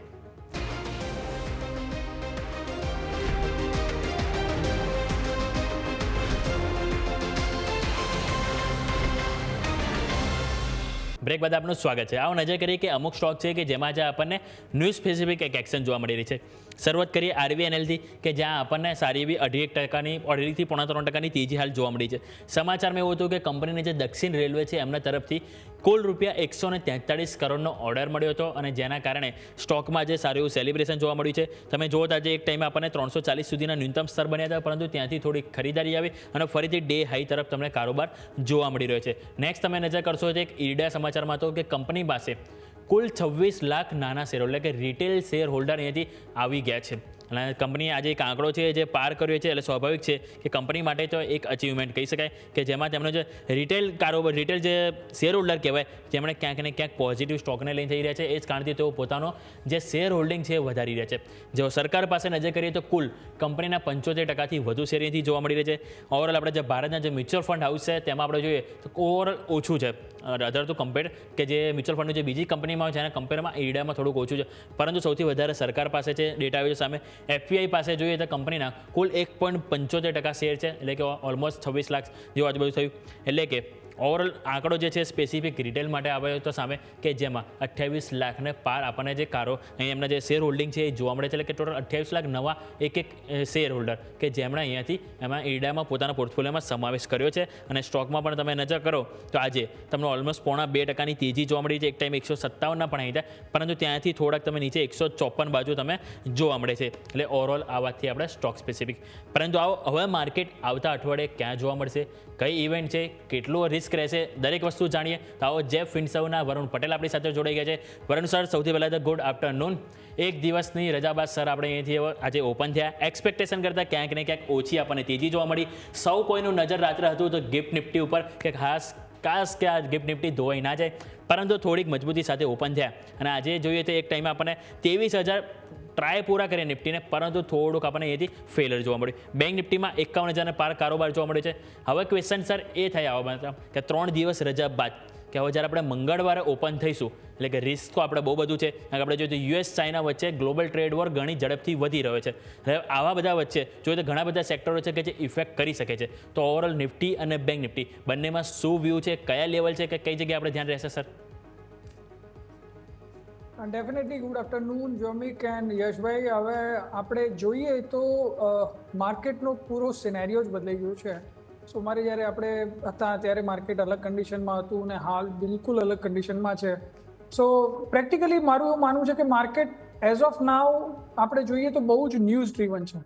તો માર્કેટમાં ન્યૂઝ બહુ જ ડ્રાઈવ કરી રહ્યા છે માર્કેટને. તો આવા કન્ડિશનમાં કંઈ પણ કહેવું એ બહુ જ અમારા હિસાબથી પ્રીમેચ્યોર કહેવાશે. ખાસ કરીને ટેકનિકલ્સની મદદથી આપણે કંઈ માર્કેટ વિશે પ્રિડિક્શન કરવું ને એ બહુ અઘરું રહેશે. બિકોઝ ડોનાલ્ડ ટ્રમ્પના એક ટ્વીટથી માર્કેટના કન્ડિશનમાં કમ્પ્લીટલી ફરક થઈ જાય છે, ડાયરેક્શન આખું બદલાઈ જાય છે. તમે જેમ કીધું એમ વ્યોમિક, ગ્લોબલ ટ્રેડ વોર ખાસ કરીને યુએસ ચાઇના વચ્ચે વધી રહી છે. ચાઇનાએ પાછા નવા ટેરિફ યુએસ પ્રોડક્ટ્સ ઉપર નાખ્યા છે. એના કારણે આપણે જોયું કે યુએસના માર્કેટના ફ્યુચર્સમાં અત્યારે થોડું કરેક્શન આવી રહ્યું છે, જે બપોરે આપણને થોડા પ્લસ દેખાતા હતા. બટ ઓવરઓલ આ સિચ્યુએશનમાં મને એવું લાગે છે કે ઇન્ડિયાનું માર્કેટ થોડું રિસાયલન્ટ છે. એનું પાછળનું કારણ છે કે આપણને 90 ડેઝનો પોઝ મળી ગયો છે. અને એવા રિસોર્સિસથી ન્યૂઝ આવી રહ્યા છે કે 99% ચાન્સીસ છે કે આ 90 દિવસની અંદર આપણે યુએસ જોડે એક પ્રાઇમરી ડીલ કરી લઈશું, જેથી આપણે આ ટેરિફને અવોઇડ કરી શકીએ. સો મને એવું લાગે છે કે ધીમે ધીમે આપણા માર્કેટમાં વોલેટાલિટી ઓછી થતી જશે. ગ્લોબલ માર્કેટની એક ઇમ્પેક્ટ, ખાસ કરીને યુએસ ચાઇનાના જે ટ્રેડ વોર છે એની ઇમ્પેક્ટ આપણા માર્કેટ ઉપર રહેશે ખરી, બટ એ એકલી હાવી નહીં થઈ શકે કે જેથી કરીને માર્કેટ પોતાનું એક સપોર્ટ લેવલ કે જે આપણે 22,200ની આજુબાજુ જોયું છે એ તોડી દે. સો એઝ ઓફ નાવ આપણે એવું એક્સપેક્ટ કરી શકીએ કે માર્કેટનું એક બેઝ બન્યું છે 22,200ની આજુબાજુ નિફ્ટીનું, અને ત્યાંથી માર્કેટ સપોર્ટ લઈને ઉપરની તરફ શિફ્ટ થઈ શકે છે. બટ હવે બધી નજર રહેશે આપણા રિઝલ્ટ સિઝન ઉપર. ટીસીએસનું રિઝલ્ટ માર્કેટ એક્સપેક્ટેશન કરતાં વીક છે. મેનેજમેન્ટ કોમેન્ટ્રીની આપણે વેઇટ કરી રહ્યા છે, બટ એક્સપેક્ટ નથી કરી રહ્યા કે એમાં બી કંઈક સારું પોઝિટિવ સાઇન્સ દેખાય. સો મારા હિસાબથી હવે માર્કેટને ડ્રાઈવ કરશે ગ્લોબલ ન્યૂઝ, બટ એના કરતાં પણ વધારે આપણા રિઝલ્ટ. બેંક નિફ્ટીમાં કમ્પેરેટિવલી બીજા ઇન્ડાઇસીસ સારી મજબૂતી દેખાઈ રહી છે, અને લાગે છે કે આ ઇન્ડેક્સ કમ્પેરેટિવલી બીજા ઇન્ડાઇસીસ કરતાં મજબૂત જ રહેશે. અને બેન્કિંગ સેક્ટરનું રિઝલ્ટ પણ માર્કેટ એક્સપેક્ટેશનની સામે સારું આવશે એવી અપેક્ષા છે. બસ તો હવે એના પર જ નજર છે કે રિઝલ્ટ સારા આવે. જો રિઝલ્ટ સારા આવશે તો જ આગળ પછી મોમેન્ટમ માર્કેટનું યથાવત રહેશે. પણ સર, હવે પહેલાં તો સ્ટોક સ્પેસિફિક તમારી સ્ટ્રેટેજી જાણી લઈએ. જેમ તમે કહ્યું તેમ કે વોલ્ટિલિટી વધારે છે, તો અત્યારે સ્ટોક સ્પેસિફિક કઈ રીતે સ્ટ્રેટેજી તમે બનાવી રહ્યા છો? ડેફિનેટલી આપણે આ ટાઈમ પિરિયડમાં જોઈ રહ્યા છે કે ખાસ કરીને ફર્ટિલાઇઝર સેક્ટર્સમાં પ્રાઇવેટ પ્લેયર્સમાં બહુ સારી મોમેન્ટમ જોવા મળી છે. તમે આજે પીઆઈ ઇન્ડસ્ટ્રી અને કોરોમંડલમાં જોશો તો એમાં બહુ સારી જ મુવમેન્ટ જોવા મળી હતી. તો હું એક્સપેક્ટ કરું છું કે આ જ સેક્ટરમાં ફરી પાછી મોમેન્ટમ જોવા મળી શકે છે. અને એમાં મારી પસંદગી છે સુમિટોમો કેમિકલ ઉપર. જાપાનીઝ પ્રમોટર છે અને ચાર્ટ ઉપર શેર એક ખાસી રેન્જમાં કન્સોલિડેટ થઈ રહ્યો છે. મને એવું લાગી રહ્યું છે કે જે રીતે સેક્ટર ફર્ટિલાઇઝર સેક્ટર મુવમેન્ટમાં છે, સુમિટોમો કેમિકલ અહીંયાથી જરૂરથી એક સારી આપી શકે છે. 570 પરનું ક્લોઝિંગ એને ઉપરમાં 625 સુધીના લેવલ સુધી લઈ જઈ શકે છે. નીચેમાં એસએલ 540નો રહેશે. જી બિલકુલ. તો ઓવરઓલ આ વાતથી આપણે સુમિતોમો કેમિકલ કે જેની ઉપર અહીંથી સર સલાહ આપી રહ્યા છે, જેની ઉપર તમારા સૌ કોઈનું ફોકસ હોવું જોઈએ. પરંતુ એક સ્ટોક છે કે જે સેલિબ્રેશન કરી રહ્યો છે, યુએસ ચાઇના વચ્ચે જે ટ્રેડ વોર ચાલી રહ્યો છે એનું સેલિબ્રેશન એક સ્ટોક કરી રહ્યો છે, દિક્સન ટેકનોલોજી સર. 7.5% અહીંથી તેજી જોવા મળી છે. સ્વાભાવિક છે કે જો ત્યાં ગમે એટલા ટ્રેડ જેટલા વધશે, એટલે કે એમના વચ્ચે ટ્રેડ વોર જેટલું વધે એટલો ડાયરેક્ટ ફાયદો આ કંપનીને થઈ શકે, કારણ કે જે બિઝનેસ ક્યાંક ને ક્યાંક મૂવ ઓન અહીંયાથી આ કંપનીને મળતો જોવા મળી શકે. અને એ જ કારણથી સ્ટોક આજે સારું સેલિબ્રેશન જોવા મળી રહ્યું છે. અત્યારે જોઈએ તો 7.5% તેજી. સર આગળ શું વ્યૂ રહેશે દિક્સન ટેકનોલોજી ઉપર? ડેફિનેટલી આ ચાઇનાના ટેરિફની ન્યૂઝના કારણે ડિક્સનનો ચાર્ટ આપણે જોઈ શકીએ છીએ ખરેખર ડાઉનનું જે જઈ રહ્યો હતો જે હિસાબથી, એના ઉપર એક સપોર્ટના એક કહી શકાય કે થોડા ઘણા ચાન્સીસ દેખાઈ રહ્યા છે. હાલ સ્ટોક એક કન્સોલિડેશન રેન્જમાં છે, જેનું અપવર્ડ રેઝિસ્ટન્સ 14,850ની આજુબાજુ છે. એ રેઝિસ્ટન્સ ક્રોસ કર્યા પછી જો એના ઉપર એક દિવસથી વધારે શેર ટકી જાય છે તો મને લાગે છે કે સારી રિકવરી સ્ટોકમાં આપણે એક્સપેક્ટ કરી શકીએ છીએ, જે સ્ટોકને 16,000થી 17,000 સુધીના લેવલ પર લઈ જઈ શકે છે. હાલ પૂરતું આપણે કહી શકીએ છીએ કે ડિક્સનનો જે સપોર્ટ છે 12,950ની આજુબાજુ છે. તો કોઈ શોર્ટ ટર્મ ટ્રેડર છે તો ડેફિનેટલી આ સ્ટોકમાં ઇન્વેસ્ટ કરી શકે છે 12,950ના એસએલ સાથે. ઉપરમાં 16,000 17,000 સુધીના ટાર્ગેટ આવનારા 10થી 15 ટ્રેડિંગ સેશનની અંદર ટેકનોલોજીસ છે કે જેને તમે ધ્યાન પર રાખી શકો છો. અન્ય સ્ટોક્સમાં સર આજે CLSA તરફથી MRF પર એક બહુ મહત્ત્વનો રિપોર્ટ જે છે તે જાહેર કરવામાં આવ્યો હતો અને તે બાદ સ્ટોકમાં સારી તેજી છે. ઇનફેક્ટ નિફ્ટી ઓટોમાં જોવા જાવ તો બેસ્ટ પરફોર્મન્સમાંથી એક MRF છે અને લાખેણો શેર છે, પણ ઘણા સમય બાદ અહીંયા આટલી સરસ મૂવમેન્ટ જોવા મળેલી છે. કઈ રીતે જુઓ છો સર તમે MRFના ચાર્ટ્સ? તમને લાગે છે કે મોમેન્ટમ કન્ટિન્યુ થઈ શકે? કેમ કે મેં જેમ કહ્યું તેમ ઘણા સમય બાદ આવી કોઈ સારી મોમેન્ટમ આવી છે સ્ટોકમાં. ડેફિનેટલી ચાર્ટ બહુ જ સારું સિગ્નલ્સ બતાવી રહ્યો છે. સ્ટોક એક કન્સોલિડેશન રેન્જની ઉપર આવી રહ્યો છે. લાઇકલી પોસિબલ છે કે EMA 2050નું પોઝિટિવ ક્રોસઓવર થાય. તો મને એવું લાગી રહ્યું છે કે અહીંયાથી એક સારી મોમેન્ટમ સ્ટોક ઉપરની તરફ બિલ્ડ કરી શકે છે. સ્ટોકનો પ્રાઇસ એવો છે કે બહુ જ ઓછા ઇન્વેસ્ટર એમાં ઇન્વેસ્ટ કરવા માંગે, બટ પર્સન્ટેજ ટર્મમાં સ્ટોકમાં હજી પણ સારી મોમેન્ટમની આપણે એક્સપેક્ટ કરી શકીએ છીએ. મને એવું લાગી રહ્યું છે કે 1,30,000 સુધી સ્ટોકનો પ્રાઇસ આવી શકે છે. નીચેમાં સપોર્ટ રહેશે 1,12,000 આજુબાજુ. બટ અહીંયા બીકોઝ બહુ જ લિમિટેડ આનું વોલ્યુમ થતું હોય છે, સો આપણે થોડા કોશિયસલી આમાં ટ્રેડ કરવું જોઈએ. સ્ટોપ લોસ સ્ટ્રિક્ટલી ફોલો કરવો જોઈએ અને ડે ક્લોઝિંગ વાળો સ્ટોપ લોસ રાખવો જોઈએ કે જેથી કરીને ક્યારેક કોઈ એડવર્સ મુવમેન્ટમાં એક પેનિક લો લગાવી લે તો ક્લાયન્ટનો એસએલ હિટ ના થાય. ઉપરમાં 1,30,000 સુધીના લેવલ્સ આવી શકે છે, જે રીતે ચાર્ટનું સ્ટ્રક્ચર બન્યું છે એ રીતે. બિલકુલ. MRF 1,30,000 સુધીના લેવલ જોવા મળી શકે, પરંતુ સેક્ટર સ્પેસિફિક નજર કરીએ તો આજે સૌથી વધારે મજબૂતીમાં આવે તો એ છે નિફ્ટી મેટલ. 4%ની તેજી જોવા મળી છે. કમ્પોનન્ટની વાત કરીએ તો 15માંથી 14 કમ્પોનન્ટ પોઝિટિવ છે. નેશનલ એલ્યુમ જે સવારે પોઝિટિવ હતું પરંતુ અત્યારે 5%ની કમજોરી છે. સૌથી વધારે મજબૂતી જોવા મળી તો એ છે Hindalco, JSL, Tata steel, JSW steel અને લોયડ્સ SME કે જેમાં 4થી 7% સુધીની મજબૂતી જોવા મળી છે. પરંતુ વરુણ સર, હવે નિફ્ટી મેટલનો એક તો ક્વેશ્ચન એ થાય કે હવે આજની જે તેજી આવી છે તો શું એને તેજીની વાપસી તરીકે જોવું જોઈએ? જો આપણે વીકલી જ આપણે જોઈએ રિટર્ન તો હજુ પણ નેગેટિવ છે 3%. અને ઓવરઓલ જે બી હજી US ચાઇના વચ્ચે જે બી ટ્રેડ વોર ચાલી રહ્યો છે ક્યાંક ને ક્યાંક આપણા મેટલ સેક્ટરને પણ સર એને અસર પહોંચી શકે. કઈ રીતે સર વ્યૂ લઈશું આપણે મેટલનો? અને કોઈ સ્ટોક પસંદ હોય તમને હાલના જે ઘટાડા બાદ તે પણ સર જણાવો. વ્યોમિક, હું એવું માનું છું મેટલ સેક્ટર એક બહુ જ સસ્પિશિયસ સેક્ટર છે. હાઈલી ડિપેન્ડ કરે છે ચાઇનાની કમેન્ટ્રી પર, બિકોઝ વર્લ્ડ ઓવર આપણે જોઈએ તો ચાઇના મોટું કન્ઝપ્શન પણ કરે છે અને પ્રોડક્શન પણ. અને જો US ચાઇનાની ટ્રેડ વોર લાંબા સમય સુધી ચાલે તો એની મેટલ ઉપર બહુ જ નેગેટિવ ઇમ્પેક્ટ પડી શકે છે. તો હું એવું માનું છું એઝ અ મેટલ સેક્ટર આપણે અવોઇડ જ કરવું જોઈએ.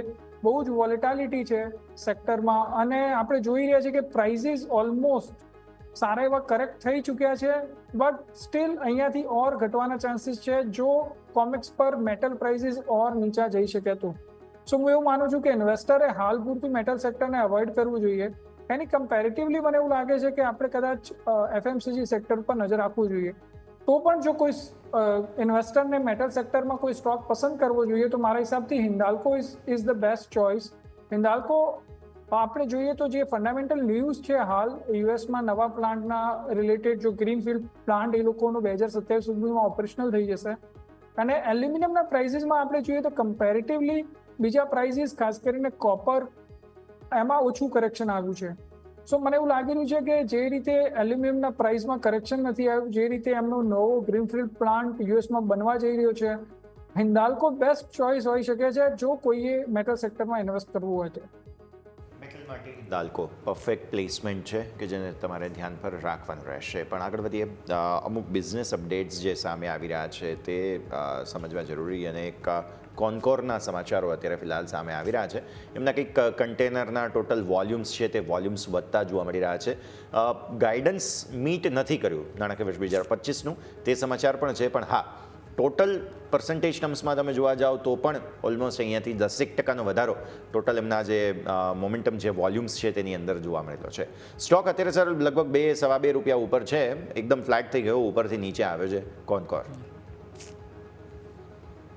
ડેફિનેટલી જો હું ચાર્ટ ઉપર કોન્કોરનો ચાર્ટ જોઉં ને તો એ કોઈ ખાસ સારી અપડેટ બતાવી નથી રહ્યો. કન્ટિન્યુઅસલી આપણે જોઈ રહ્યા છીએ કે EMA 50 ઉપર એ રેઝિસ્ટન્સ લઈ રહ્યો છે. આજે બી અટેમ્પ્ટ કર્યો તો એની ઉપર આવવાનો, બટ ડે એન્ડ સુધીમાં લાગે છે કે એના નીચે જ ક્લોઝ કરશે. સો ઓવરઓલ ચાર્ટમાં કંઈક સારા પોઝિટિવ સાઇન્સ દેખાઈ નથી રહ્યા મારા હિસાબથી, અને બિઝનેસ ઓપરેશનલ પણ માર્કેટ એક્સપેક્ટેશન કરતાં અને કંપનીના ટાર્ગેટ કરતાં ઓછું આવ્યું છે. તો હાલ મને નથી લાગી રહ્યું કે સ્ટોક ઇન્વેસ્ટેબલ રેન્જમાં છે. જો સ્ટોક 725 ઉપર ક્લોઝ આપે તો જ ચાર્ટ ઉપર ઇમ્પ્રૂવ થઈ શકે છે, તો જ પછી કોઈએ એમાં ઇન્વેસ્ટ કરવાનું વિચારવું જોઈએ. શોર્ટ સાઇડ પણ હાલ કોઈ પોઝિશન બનતી હોય દેખાતી નથી આ સ્ટોક્સની. જે બિલકુલ ઓવરઓલ વાત થઈ કોન્કોની, પરંતુ જો સ્ટોક સ્પેસિફિક વાત કરીએ, આજના ટોપ ગેનરમાં જોવા મળી રહ્યો હતો એક છે સન ફાર્મા 2.25% મજબૂતી, પરંતુ ઉપલા સ્તરથી ક્યાંક ને ક્યાંક અહીંયા પણ થોડુંક ધોવાણ આવ્યું છે. 1737 આજના ડે હાઈ, અત્યારે 1688 ઉપર, એટલે કે ડે લો તરફ ધીરે ધીરે તમે જઈ રહ્યા છો. એક ટાઈમે તમે જો તો આમાં 5% તેજી જોવા મળી હતી. સમાચારમાં હતું કે ઓલરેડી જે US કોર્ટે કંપનીના જે પક્ષમાં એથી નિર્ણય આપ્યો છે, અને એના કારણે એમની જે દવા જે લોન્ચ કરવાની હતી એની પર જે રોક લગાવવામાં આવી હતી એ હટાવી દીધી છે. એ જ કારણે સ્ટોકમાં જે સારું સેલિબ્રેશન જોવા મળ્યું હતું. તો સર આ જે તેજી છે શું લાગે છે કે હવે આગળ સસ્ટેન રહેશે કે ક્યાંક ને ક્યાંક આને ટેમ્પરરી તેજી જોવી જોઈએ? અને સ્વાભાવિક છે કે સન ફાર્માની વાત કરીએ તો સાથે સાથે ઓવરઓલ ફાર્મા સેક્ટરનો પણ હવે સર આપણે વ્યૂ લેવો જોઈએ સર. ડેફિનેટલી ફાર્મા સેક્ટર ઉપર સૌથી મોટો જો ખતરો હતો તો ટેરિફનો હતો, જે હાલ પૂરતો ટળી ગયો છે, જેના કારણે એવું લાગે છે કે ફાર્મા એઝ અ સેક્ટર થોડું પોઝિટિવ થઈ ગયું છે આપણા માટે. બટ સન ફાર્માનો ચાર્ટ હાલ પૂરતું કોઈ સારા સિગ્નલ નથી આપી રહ્યો. અનલેસ એન્ડ અન્ટિલ એ 1750 ઉપર ક્લોઝ ના કરે ત્યાં સુધી મારા હિસાબથી as per the chart Sun ફાર્મામાં ઇન્વેસ્ટ ના કરી શકાય. ફાર્મા સેક્ટર પોઝિટિવ જરૂરથી થયું છે, પણ એઝ યુ નો કે અત્યારે ન્યૂઝ બહુ જ વધારે માર્કેટને ડ્રાઈવ કરી રહ્યા છે. કદાચ કોઈ ન્યૂઝ નેગેટિવ આવી જાય તો પાછું ફાર્મા સેક્ટર ડાઉન થઈ શકે છે. તો હું એવું કહીશ ઇન્વેસ્ટર્સને કે એ થોડું ફોકસ કરે ન્યૂઝ ઉપર, અને જ્યારે ન્યૂઝ સ્ટેબલ થઈ જાય કાં તો પોઝિટિવ થઈ જાય પછી સેક્ટરમાં ઇન્વેસ્ટ કરવાનું સ્ટાર્ટ કરે તો વધારે સારું. થોડું સ્ટેબિલિટી આવવી જરૂરી છે, અને ત્યારબાદ તમને વધારે એક્શન અહીંયાથી ખાસ બનતું જોવા મળશે. સર, આજે સ્ટોરી ઓફ ધ ડે તરીકે આઈટી પહેલાં તો ઇન્ડેક્સ જોવો જોઈએ આપણે, બિકોઝ આઈટી સ્ટોક્સમાંથી TCSના પરિણામો આવ્યા. નિફ્ટી આઈટી ઉપરથી ખાસો ઘટી ગયો છે, અને ઇનફેક્ટ આજના દિવસનો વર્સ્ટ પરફોર્મિંગ સેક્ટર બની ગયું. નહીં તો એક સમયે નિફ્ટી આઈટી ઓલમોસ્ટ મેટલ ફાર્માની સાથે લગોલગ હતું, પણ ત્યાંથી પ્રોફિટ બુકિંગ આવ્યું છે. પહેલાં તો સેક્ટરની વાત, અને બીજું TCS ઓબ્વિયસલી, બિકોઝ પરિણામો આવ્યા છે, હેવી વેઇટ પરિણામો છે, અને પરિણામો બાદ ઘણી બધી વસ્તુઓ જે છે તે અહીંયાથી ખાસ લોકો કયાસ કાઢવાની કોશિશ કરી રહ્યા છે કે હવે ઇન્ફોસિસના પરિણામ આવા આવશે, HCL ટેકના આવા આવશે. આઈટી બહુ ક્રુશિયલ સ્ટેજ પર છે સર અત્યારે. ડેફિનેટલી યશભાઈ, આપણે જોઈએ તો આઈટી સેક્ટર મને હાલ પૂરતું કોન્ફિડન્સમાં નથી લાગી રહ્યું, બિકોઝ યુએસમાં જે રીતે રિસેશનના ચાન્સીસ વધી રહ્યા છે એ રીતે આઈટી સેક્ટર માટે કોઈ પોઝિટિવ ન્યૂઝ નથી in terms of macro level ઉપર આપણે જોઈએ તો. સેકન્ડલી, રિઝલ્ટ પણ માર્કેટ એક્સપેક્ટેશન કરતાં વીક છે. મેનેજમેન્ટ કોમેન્ટ્રી બી એટલી કોન્ફિડન્ટ નથી. તો મને નથી લાગી રહ્યું આઈટી સેક્ટર આપણી પ્રિફર્ડ ચોઇસ હોઈ શકે.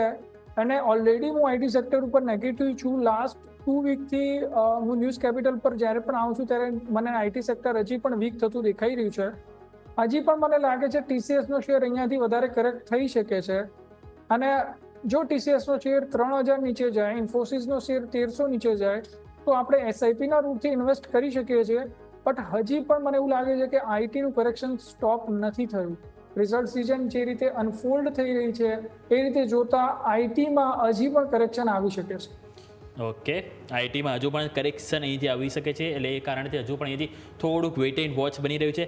પરંતુ બીજું જો વાત કરીએ તો એક આરવીએનએલ સામે આવ્યું છે. સમાચાર હતા કે અહીંથી સાઉથ રેલવે તરફથી અહીંથી કંપનીને 143 કરોડનો ઓર્ડર મળ્યો હતો, અને જે બાદ સ્ટોકમાં નજર કરીએ તો આજે આપણને 2-3% જેવી તેજી જોવા મળી હતી. 347 આજુબાજુ અત્યારે હાલ કારોબાર કરે છે. 348 ડે હાઈ, એટલે કે ડે હાઈ આજુબાજુ છે. સ્ટોકના ઓલરેડી જો ઓલ ટાઈમ હાઈ જોઈએ તો 647, એટલે કે ઓલમોસ્ટ 300% નીચે, એટલે કે 50% પ્રાઇસ ઘટી ગયા છે. તો સર આવા ટાઈમે હવે શું વ્યૂ રહેશે? આપણે હવે સૌ કોઈ કહીએ છીએ કે હવે જ્યારે માર્કેટમાં જે ઘટાડો આવી રહ્યો છે એને એ ક્યાંક ને ક્યાંક ખરીદીની ઓપોર્ચ્યુનિટી જોઈ છે. તો શું એ ઓપોર્ચ્યુનિટી સર તમને લાગી રહ્યું છે કે હવે આરવીએનએલમાં આ હાલના લેવલે સર આપણે અહીંયાથી કરવી જોઈએ સર? વ્યોમિક, આ જે સેક્ટર છે એ હાઈલી ડિપેન્ડ કરે છે ગવર્મેન્ટના ઓર્ડર્સ પર. સો જે રીતે હાલ આરવીએનએલની વેલ્યુએશન છે એ રીતે મને નથી લાગી રહ્યું કે આ પ્રાઇસ ઉપર આપણે ઇન્વેસ્ટ કરી શકીએ. ગવર્મેન્ટનું રેલવે સેક્ટર પર રેલવે બજેટમાં જે અલોકેશન છે, ખાસ કરીને કેપિટલ લેઆઉટ, એ કમ્પેરેટિવલી લાસ્ટના 2 બજેટના કોઈ મોટો ગ્રોથ નથી. સો મને નથી લાગી રહ્યું કે આરવીએનએલમાં અહીંયાથી કોઈ સારા એવા ઓર્ડર ઇન્ફ્લો આવી શકે કે જેથી કરીને અહીંયાથી મોટું પ્રાઇસ એક્શન આવી શકે.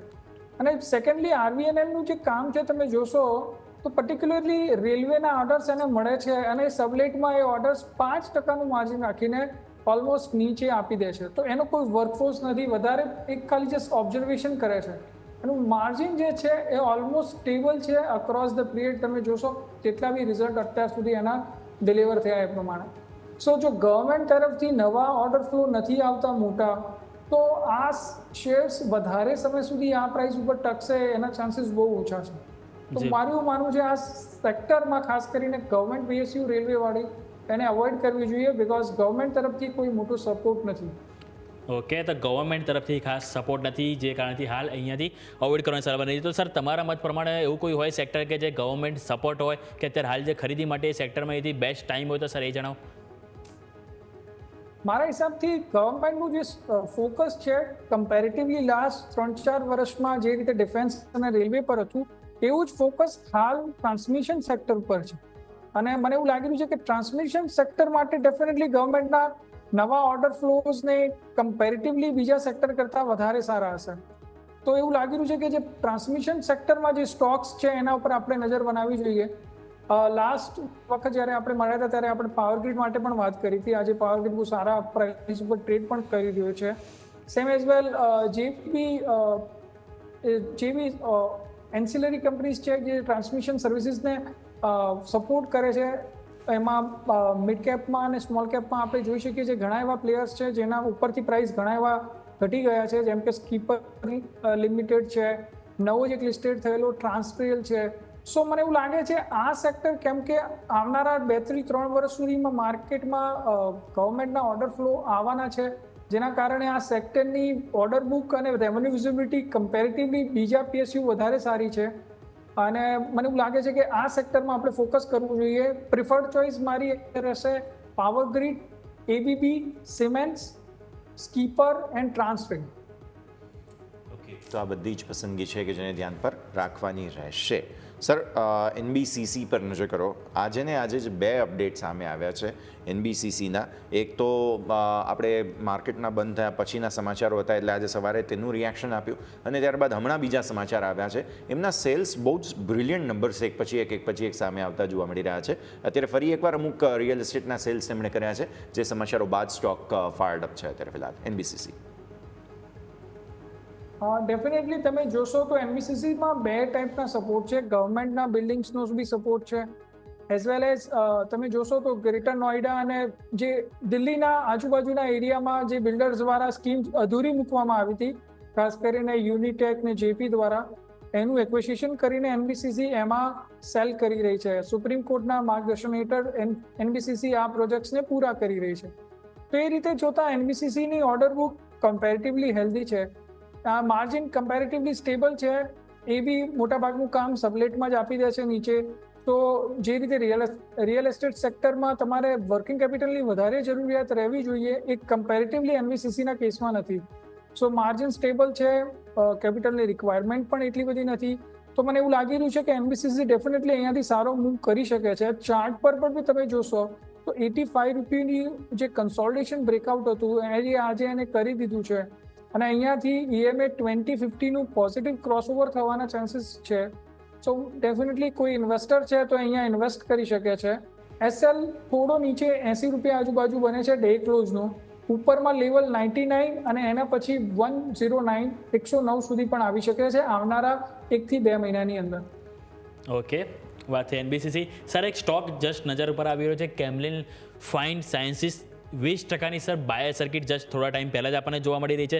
વોલ્યુમ પણ જોઈએ છે સારા એવા અત્યારે આપણને ક્રિએટ થયા છે. ઓલમોસ્ટ 63 થી 64 લાખ વોલ્યુમ આપણને NSEમાં પણ જોવા મળે છે. સ્વાભાવિક છે કે આજે બાયર સર્કિટ 20%ની લાગી છે એટલે આજે તો કોઈ ખરીદી નહીં કરી શકે, પરંતુ જોઈએ તો 180 ઓલ ટાઈમ હાઈ હતો, આજનો લો 140 થી 160 ઉપર સ્ટોક આવે છે. હવે આગળ સર શું વ્યૂ રહેશે?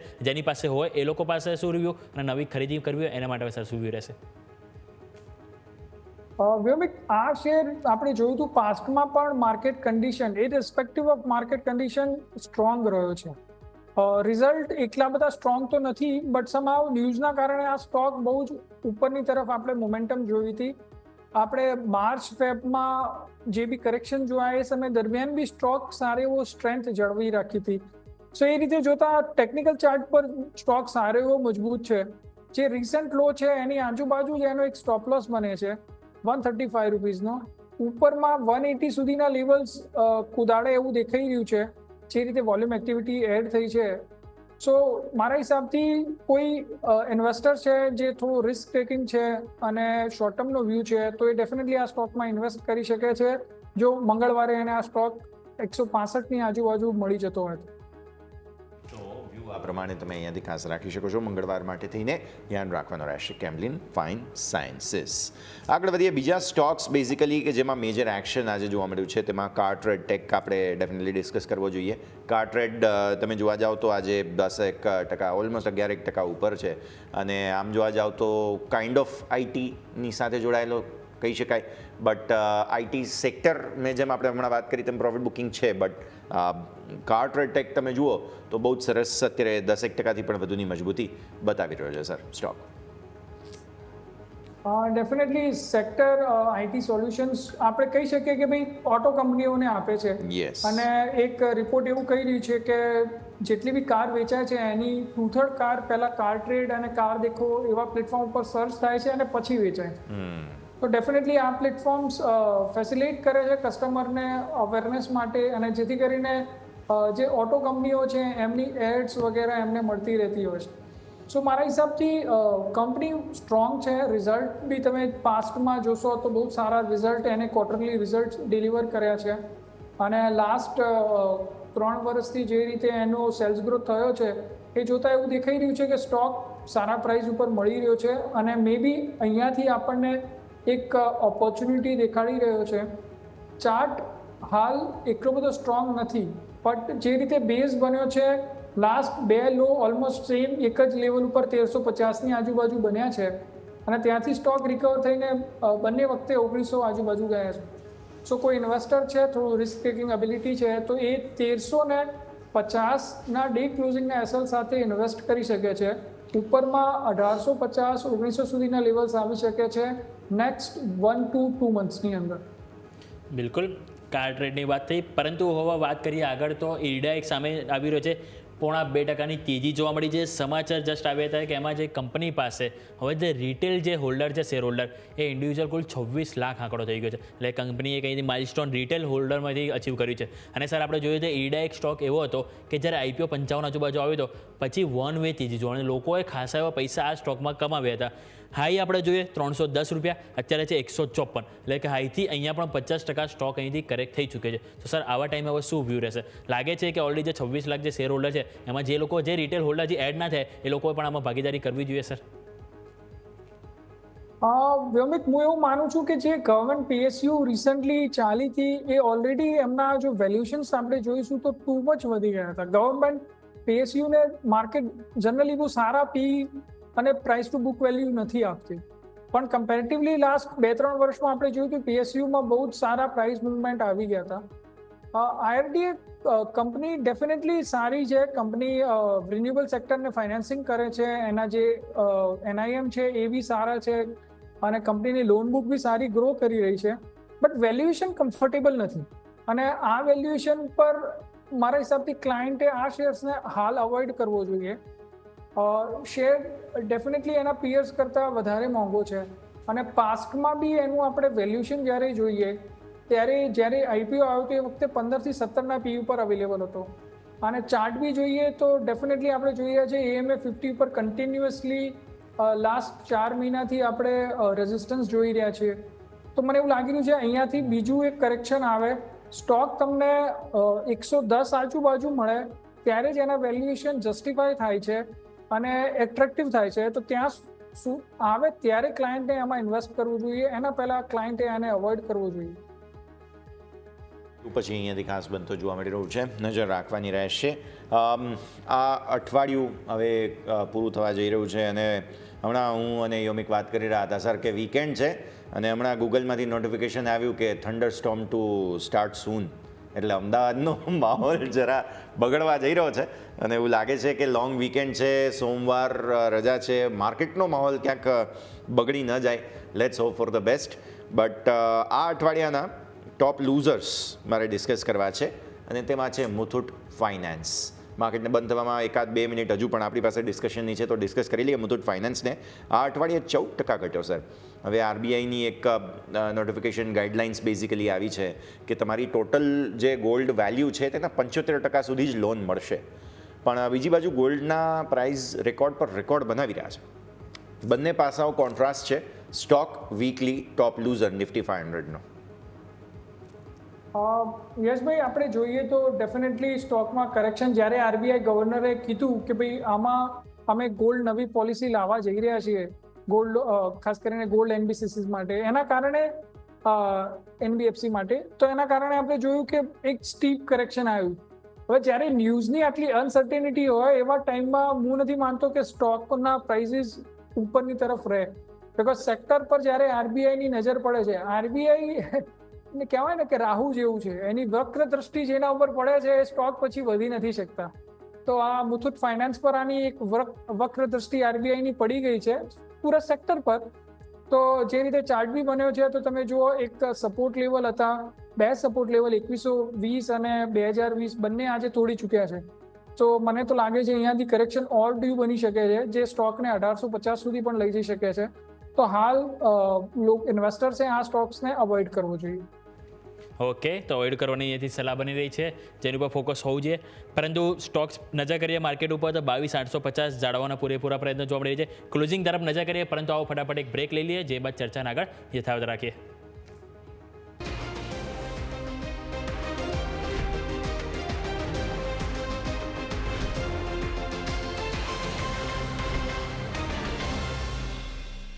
બ્રેક બાદ આપનું સ્વાગત છે. નજર કરીએ ક્લોઝિંગ ઉપર તો 22,850 નિફ્ટી, 51,000 બેંક નિફ્ટી જાળવવાના પૂરા પ્રયત્નો જોવા મળે છે.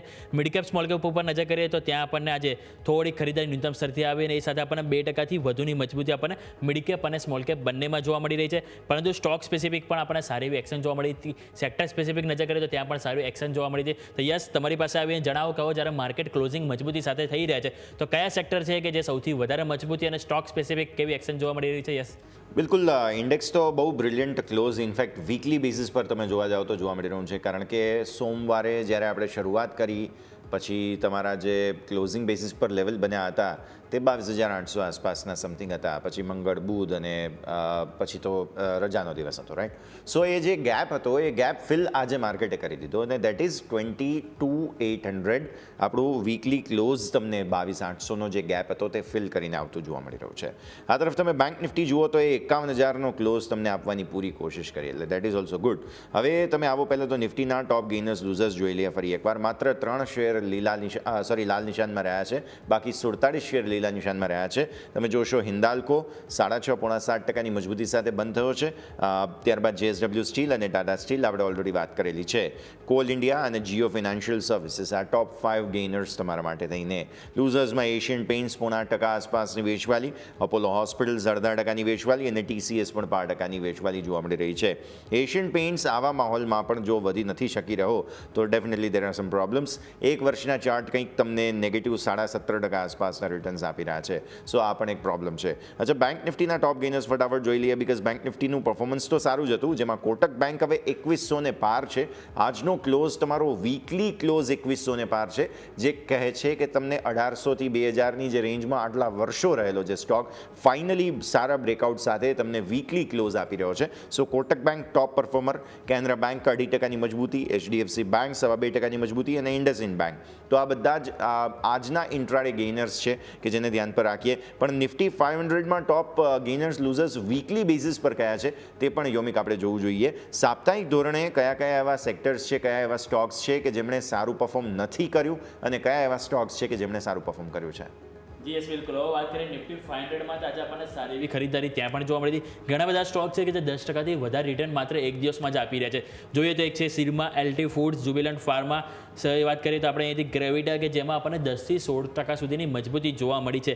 અમુક સ્ટોક હતા કે જે નેગેટિવ પણ આપણને જોવા મળે છે, જેમાંથી છે Muthoot Fincorp, ICICI general insurance, Jyoti lab, ICICI prudential અને મેક્સ હેલ્થકેર. એટલે કે ઓવરઓલ આપણને ઇન્સ્યોરન્સ સાથે સંકળાયેલા જે સ્ટોક છે આજે ક્યાંક ને ક્યાંક આજે આપણને કમજોરી જોવા મળે છે. બીજા બે સ્ટોક એવા છે કે જેમાં આજે નવા 52 વીક હાઈ એટલે કે વર્ષના હાઈ ઉપર આજે આપણને કારોબાર કરતા જોવા મળે છે.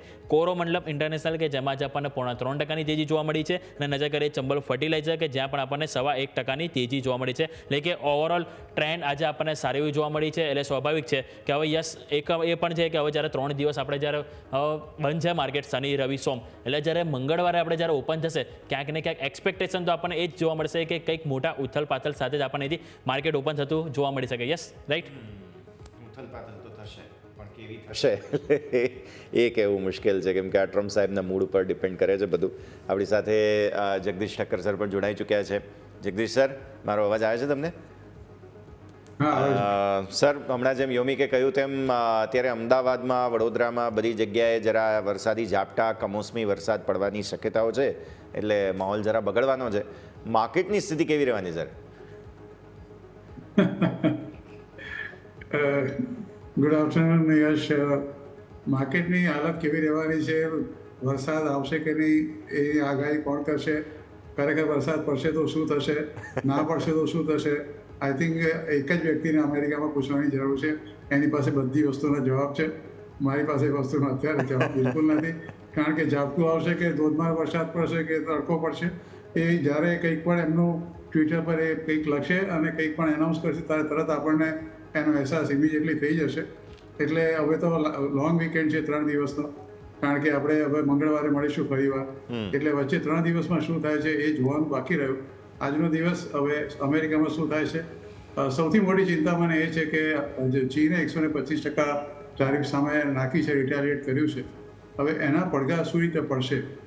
એ પણ એવું સાંભળવામાં આવ્યું છે કે જે બ્રિક્સ છે, જે બ્રાઝિલ, રશિયા, ઇન્ડિયા, ચાઇનાની જે એક સંગઠન છે, એને બહુ એક્ટિવલી હવે એ લોકોએ કોન્ટેક્ટ કરવાના ચાલુ કર્યા છે અને આશિયન કન્ટ્રીઝોને પણ એ લોકોએ થોડા એલર્ટ કર્યા છે કે હવે એ સમય આવી ગયો છે કે આપણે બધા ભેગા થઈને કામ કરવું જોઈએ.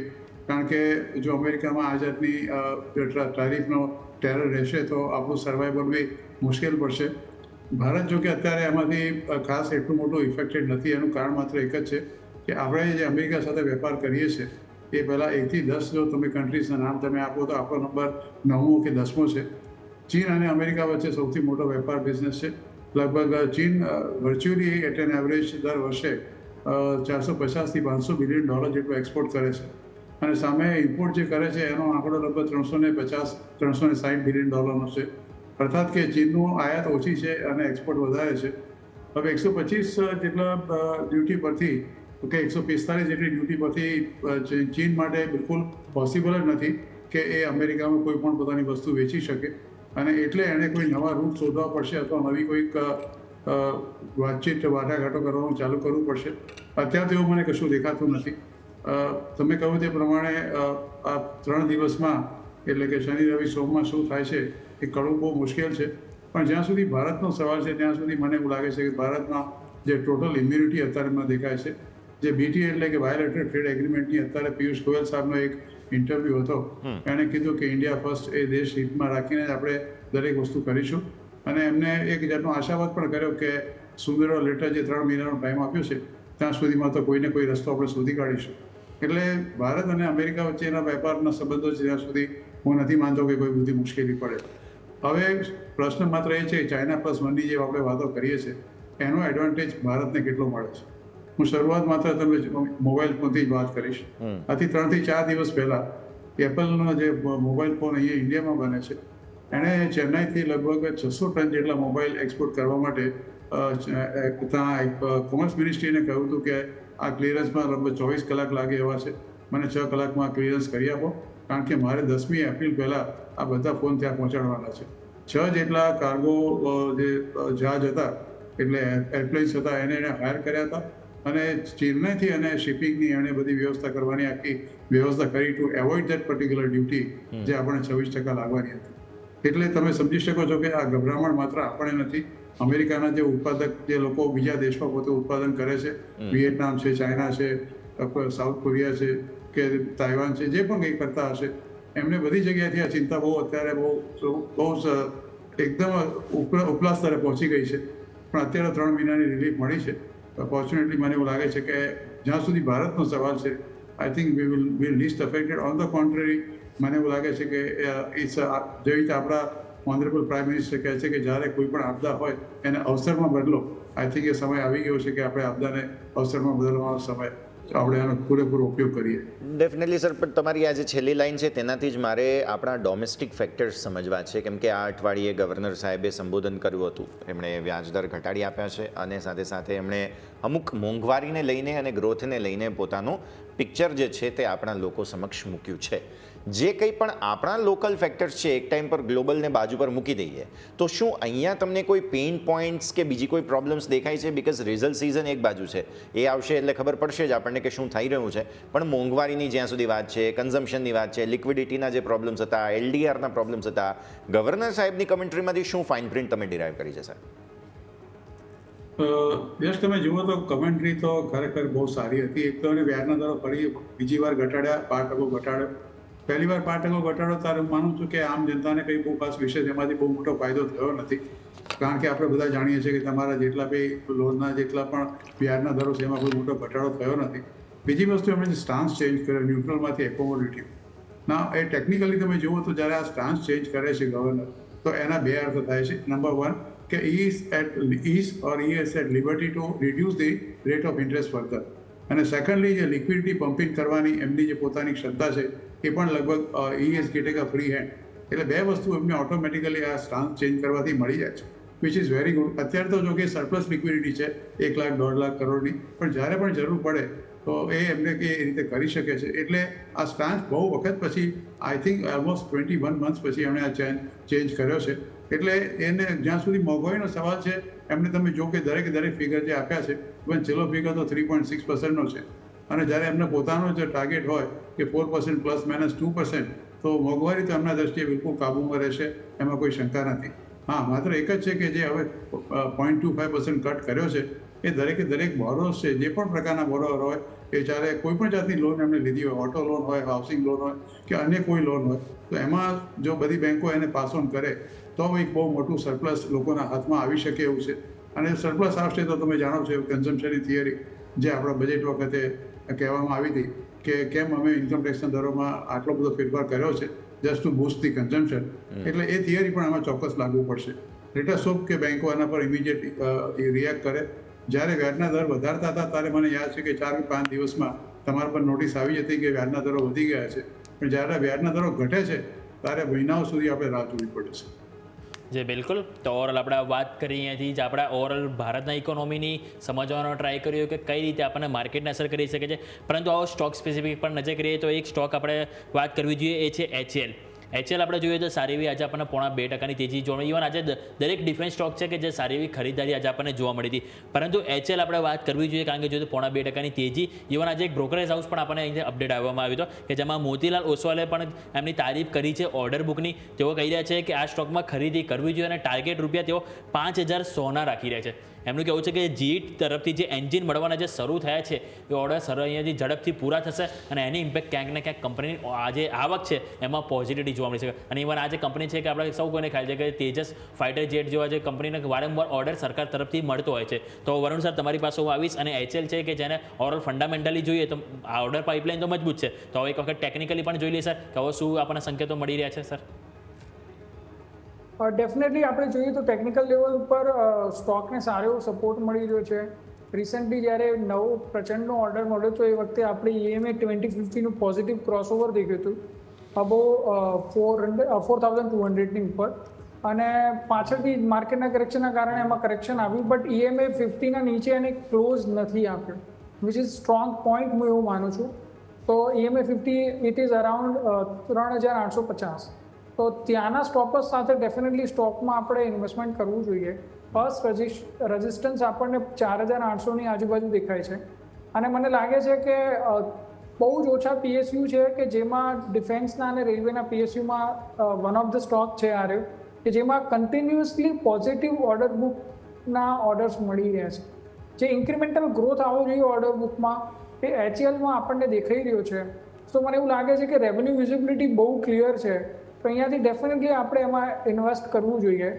અને જે સ્ટોપ લોસ મેં આપને કહ્યો છે એ સ્ટોપ લોસ ડે ક્લોઝિંગના બેસિસ ઉપર આપણે રાખવો જોઈએ. ઉપરમાં બહુ મને લાગે છે કે જે રીતે સેટઅપ બન્યું છે અને જો માર્કેટ બી સપોર્ટ કરે તો 4800 વિધિન 1 મંથમાં આવી શકે છે. ઓકે, સો એકાદ મહિનાની અંદર આ પ્રકારના લક્ષ્ય તમે અહીંયાથી ધ્યાન પર રાખી શકો છો. જગદીશ સર, હવે ગ્લોબલ પરિસ્થિતિ જે ડામાડોળ છે આવી સ્થિતિમાં તમારા તરફથી સ્ટોક સ્પેસિફિક રેકમેન્ડેશન્સ જાણી લઈએ. સ્ટોક સેક્ટર્સ કયા ધ્યાન પર રાખી રહ્યા છો તમે? યશ, જ્યારે પણ પહેલી વાર તારીફ નાખી, જ્યારે શરૂઆત એમણે કરી 10%થી અને પછી બાકીના 26%ની એમણે વાત કરી, એ વખતે એક એનાલિસિસ થયું હતું આ બાબતમાં, અને એમાં એક વસ્તુનું એક પૃથ્થકરણ એ રીતે કરવામાં આવ્યું કે એવી કઈ કઈ આઇટમો છે કે જે ભારત અમેરિકાને એક્સપોર્ટ નથી કરતી, અર્થાત કે જે એનું કન્ઝમ્પશન ડોમેસ્ટિક જ કન્ઝમ્પશન છે અને એમાં આપણે કંઈ એક્સપોર્ટ કરતા નથી, એની ચિંતા કરવાની આપણે કોઈ જરૂર નથી. અને તમે જુઓ તો સૌથી પહેલું એ જે નામ આવ્યું તે જે આપણું ઓઇલ કંપનીઓનો કે HPCL, BPCL, IOCL, ONGC, oil India limited, આ બધી કંપનીઓ આપણે પોતાના સેલ્ફ કન્ઝમ્પશન માટે જ બધું યુઝ કરીએ છીએ, કારણ કે આપણે 85% જેટલું ક્રૂડ ઇમ્પોર્ટ કરીએ છીએ અને બાકીનું આપણા પોતાના દેશમાં જે કંઈ ઉત્પાદન થાય છે એને આપણે પોતે કન્ઝ્યુમ કરીએ છીએ. એટલે આ એક કંપનીમાં, અને સાથે જે ટારિફને લીધે જે આંતરરાષ્ટ્રીય સ્તરે ક્રૂડના ભાવમાં જે ધરખમ ઘટાડો આવ્યો એનો સીધો ફાયદો તો આ ઓઇલ માર્કેટિંગ કંપનીને થવાનો જ હતો. એટલે this was the first field કે જ્યાં આપણે ઓઇલ માર્કેટિંગ કંપનીમાં તમારે વિશેષ ધ્યાન રાખવાનું હતું. બીજું જે ક્ષેત્ર છે એ ટેલિકોમ્યુનિકેશન. તમે જોશો કે ટેલિકોમ્યુનિકેશનના જે કંઈ ભારતી છે, જીઓ છે કે વોડાફોન છે, આપણે જે કંઈ બી સેવાઓ આપીએ છીએ માત્ર ને માત્ર આપણે આપણા દેશમાં જ આપીએ છીએ, એનું આપણે કોઈ એક્સપોર્ટ નથી કરતા. અર્થાત કે એના પર કોઈ બીજી ડ્યુટી આપણને લાગવાની કોઈ ભય નથી કે કાઉન્ટરવેરી ડ્યુટી કે રિટાલિએટ કરવાની પણ જરૂર નથી. અને એટલે second sector was the telecommunication કે જેમાં you can play very safe.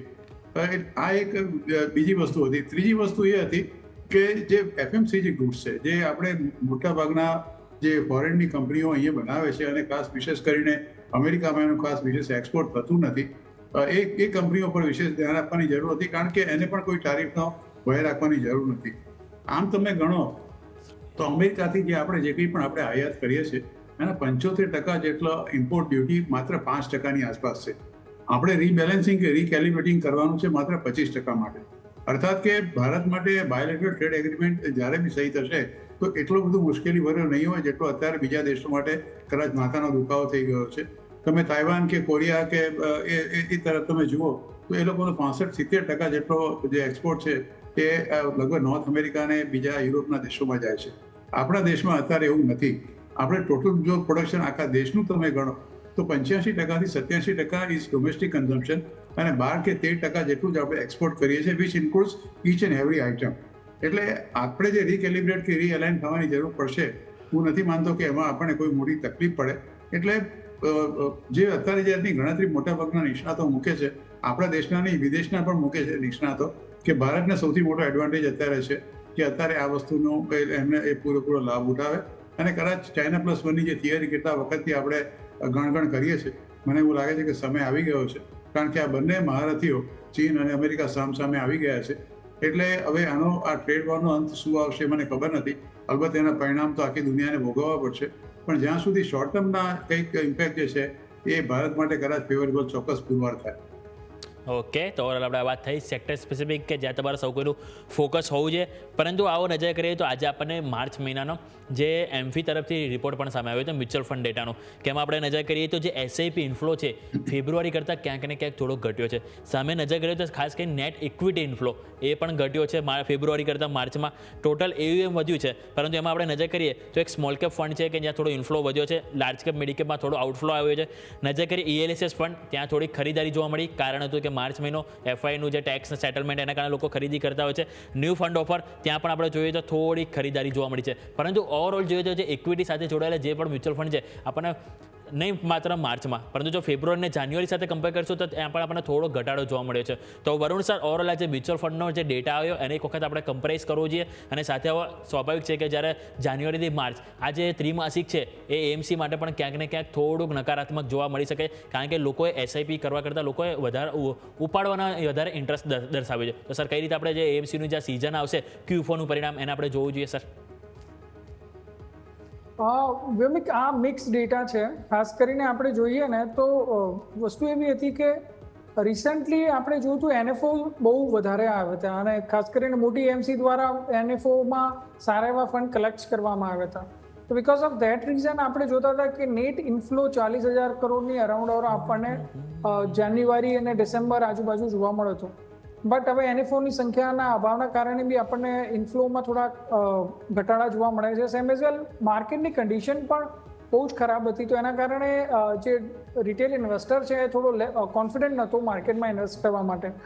But જો એક સિલ્વર લાઇનિંગ હું જોઉં વિધિન દેટ સ્પેસ જે ડેટામાં હું જોઉં છું, તો ફ્લેક્સિકેપ ફંડ્સમાં 5,000 કરોડ કરતાં વધારે ફંડ ઇન્ફ્યુઝ થયા વિધાઉટ NFO.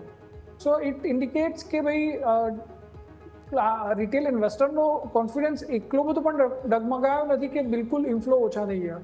હા, બટ આ ઇન્ફ્લો ઓછા થવાના કારણે આપણે જોઈ શકીએ છીએ કે ભાઈ માર્કેટમાં વોલેટાલિટી વધી છે, અને ડ્યુ ટુ દેટ રીઝન આપણે જુઓ કે જે DI દ્વારા જે સ્ટ્રોંગ સપોર્ટ મળવામાં આવતો હતો આપણા ખરીદીના આંકડાઓમાં, એ થોડો ઓછો જોવા મળી રહ્યો છે. બટ મને એવું લાગે છે કે જો આ ટ્રેડ વોર જે છે એને આપણે સારી રીતે નેવિગેટ કરી લઈએ આવનારા 10 થી 15 દિવસની અંદર, તો ડેફિનેટલી કોન્ફિડન્સ આવશે રિટેલ ઇન્વેસ્ટરનું માર્કેટ્સ ઉપર, અને ફરી પાછા ફ્લો આવી શકે છે.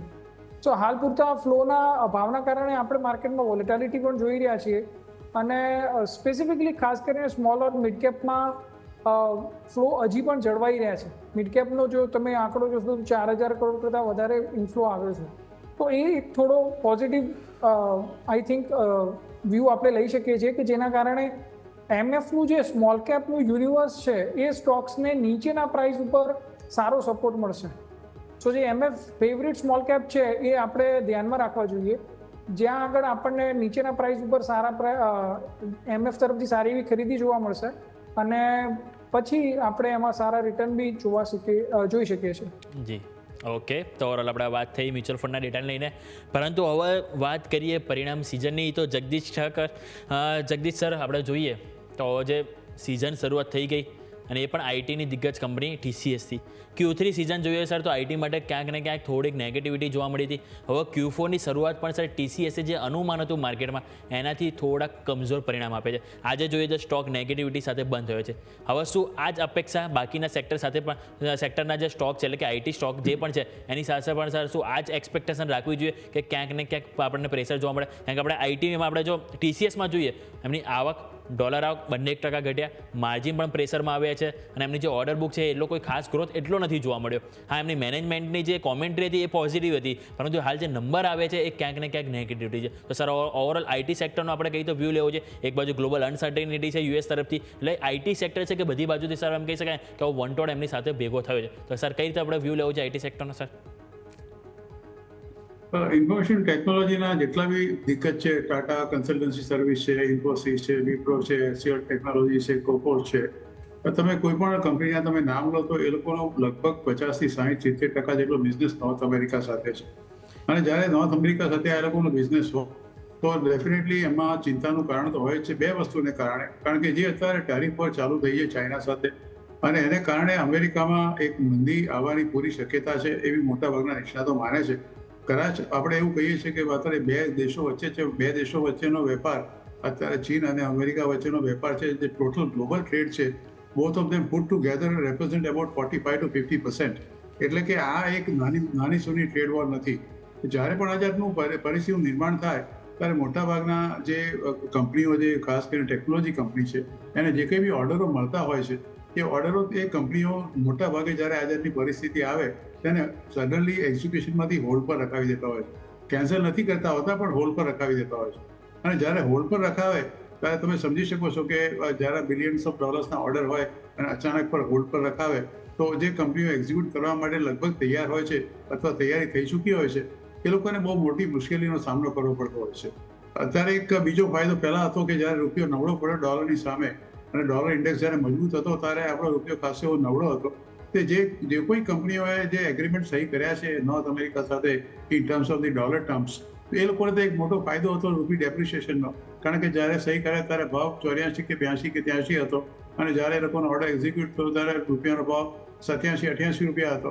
એટલે આ એક મોટો ફાયદો હતો. એ પણ અત્યારે ધીરે ધીરે ઓછો થઈ ગયો છે કારણ કે આપણે જાણીએ છીએ કે ડોલર ઇન્ડેક્સ લગભગ 100ની નીચે અત્યારે આવી ગયો છે. એટલે આ આઈટી સેક્ટર માટે તો એક થોડા કપરા ચણા ચોક્કસ જ છે, એ હું ચોક્કસ માનું છું. એટલે એને માટે તો થોડું ઘણું you we have to keep our fingers cross. એ સિવાય બાકી જે આપણે એક્સપોર્ટ અમેરિકાને કરીએ છીએ એના કરતાં આપણે લગભગ 10 ગણું આપણે ઇમ્પોર્ટ કરીએ છીએ. એટલે અમેરિકાના આપણે જે ટોટલ આપણું જીડીપી જે છે ટોટલ, એનો માત્ર 2% જેટલું ટોટલ એક્સપોર્ટ આપણા દેશનું છે. એટલે આપણે જે અમેરિકાને એક્સપોર્ટ કરીએ છીએ એમાં એટલી મોટી આપણે ચિંતા કરવાની જરૂર નથી. પણ આ ઇન્ફોર્મેશન ટેકનોલોજી કંપનીનો કિસ્સો એટલા માટે છે કે મોટાભાગની કંપનીઓ નોર્થ અમેરિકા પર ડિપેન્ડન્ટ છે, જ્યારે બીજી બધી કંપનીઓને એટલો મોટી ચિંતા થાય એ કરવાની બહુ જરૂર નથી હોતી. ઓકે, તો ઓવરઓલ આપણે વાત થઈ આઈટી સેક્ટર કે જેની ઉપર સર સારી રીતે આપણને જણાવ્યું કે એટલી કોઈ ચિંતાનો વિષય હાલ આપણે આઈટી સેક્ટર ઉપર નથી. પરંતુ સર આ સાથે સમય તો રજા લેવાનો. જગદીશ સર, આપણા તરફથી ડિસ્ક્લેમર. ઘણા બધા શેરોની વાત કરી, કોઈને કોઈ ક્ષેત્રમાં તો રોકાણ અમારું હોઈ શકે, પણ હંમેશા શેર બજારમાં રોકાણ કરો તો તમારા નાણાકીય સલાહકારની સલાહ અચૂક લેજો અને સલાહને જ અનુસરજો. જે અભિપ્રાય આપણી ચેનલ પર આપને આપ્યા છે મારા અંગત અભિપ્રાય છે. એન્ડ થેન્ક યુ સો much for inviting me on the show. Varun sir, આપના તરફથી ડિસ્ક્લેમર. મારું ડિસ્ક્લેમર રહેશે કે જે સ્ટોક અને સેક્ટર મેં આ સેશનના દરમિયાન આપને ડિસ્કસ કર્યા છે કે રેકમેન્ડ કર્યા છે એ સ્ટોક અને સેક્ટર મેં મારા ક્લાયન્ટને સજેસ્ટ કર્યા હોઈ શકે છે. મારું કે મારા ફેમિલીનું એમાં કોઈ ઇન્વેસ્ટમેન્ટ નથી. ખૂબ ખૂબ આભાર સર આપ બંનેને શોમાં બદલ ને ચર્ચામાં ભાગ લેવા બદલ. થેન્ક યુ સો મચ સર. માર્કેટનું ક્લોઝિંગ તો ઓવરઓલ પોઝિટિવિટી સાથે થયું છે. નજર કરીએ નિફ્ટી 22,800 ઉપર, well and good. Bank Nifty 51,000 ઉપર ડોટ ટુ ડોટ આપણને અહીંથી ક્લોઝિંગ જોવા મળ્યું છે. મિડ કેપ સ્મોલ કેપમાં પણ આજે આપણને ખરીદારી જોવા મળી. દરેક સેક્ટર આજે લીલા પોઝિટિવ સાથે બંધ થયા છે. પરંતુ આ પોઝિટિવિટી આગળ પણ પોઝિટિવિટી સાથે રહેશે કે નહીં એ કહેવું ઘણું મુશ્કેલ છે, કારણ કે 3 દિવસના લોંગ વીકેન્ડ ઉપર જઈ રહ્યા છે. હવે આવા બધે વચ્ચે જોઈશું તો આપણે રોજ રાત્રે આપણે 10 થી 11ની વચ્ચે ક્યાંક ને ક્યાંક કંઈક સમાચાર આવી શકે કે ચીને યુએસ ઉપર આવું કર્યું, યુએસે ચીન ઉપર આવું કર્યું, જેના કારણે ઓવરઓલ ગ્લોબલની દરેક કન્ટ્રીને ભોગવવું પડે છે. એટલે સ્વાભાવિક છે કે 3 દિવસના વીકેન્ડ બાદ આપણે જ્યારે આવીશું એટલે કંઈક ને કંઈક મોટા સમાચાર સાથે જ આપણે ઓપન થઈશું. એટલે હવે એ બધા વચ્ચે સ્વાભાવિક છે કે કંઈક ટેન્શન લઈને ઘરે જવું એ કરતાં સ્વાભાવિક છે 3 દિવસ છે, ચીલ કરો, એન્જોય કરો. આવો આ સાથે મને પણ આપો રજા અને આગળના અપડેટ્સ માટે જોતા રહો ન્યૂઝ કેપિટલ ગુજરાત.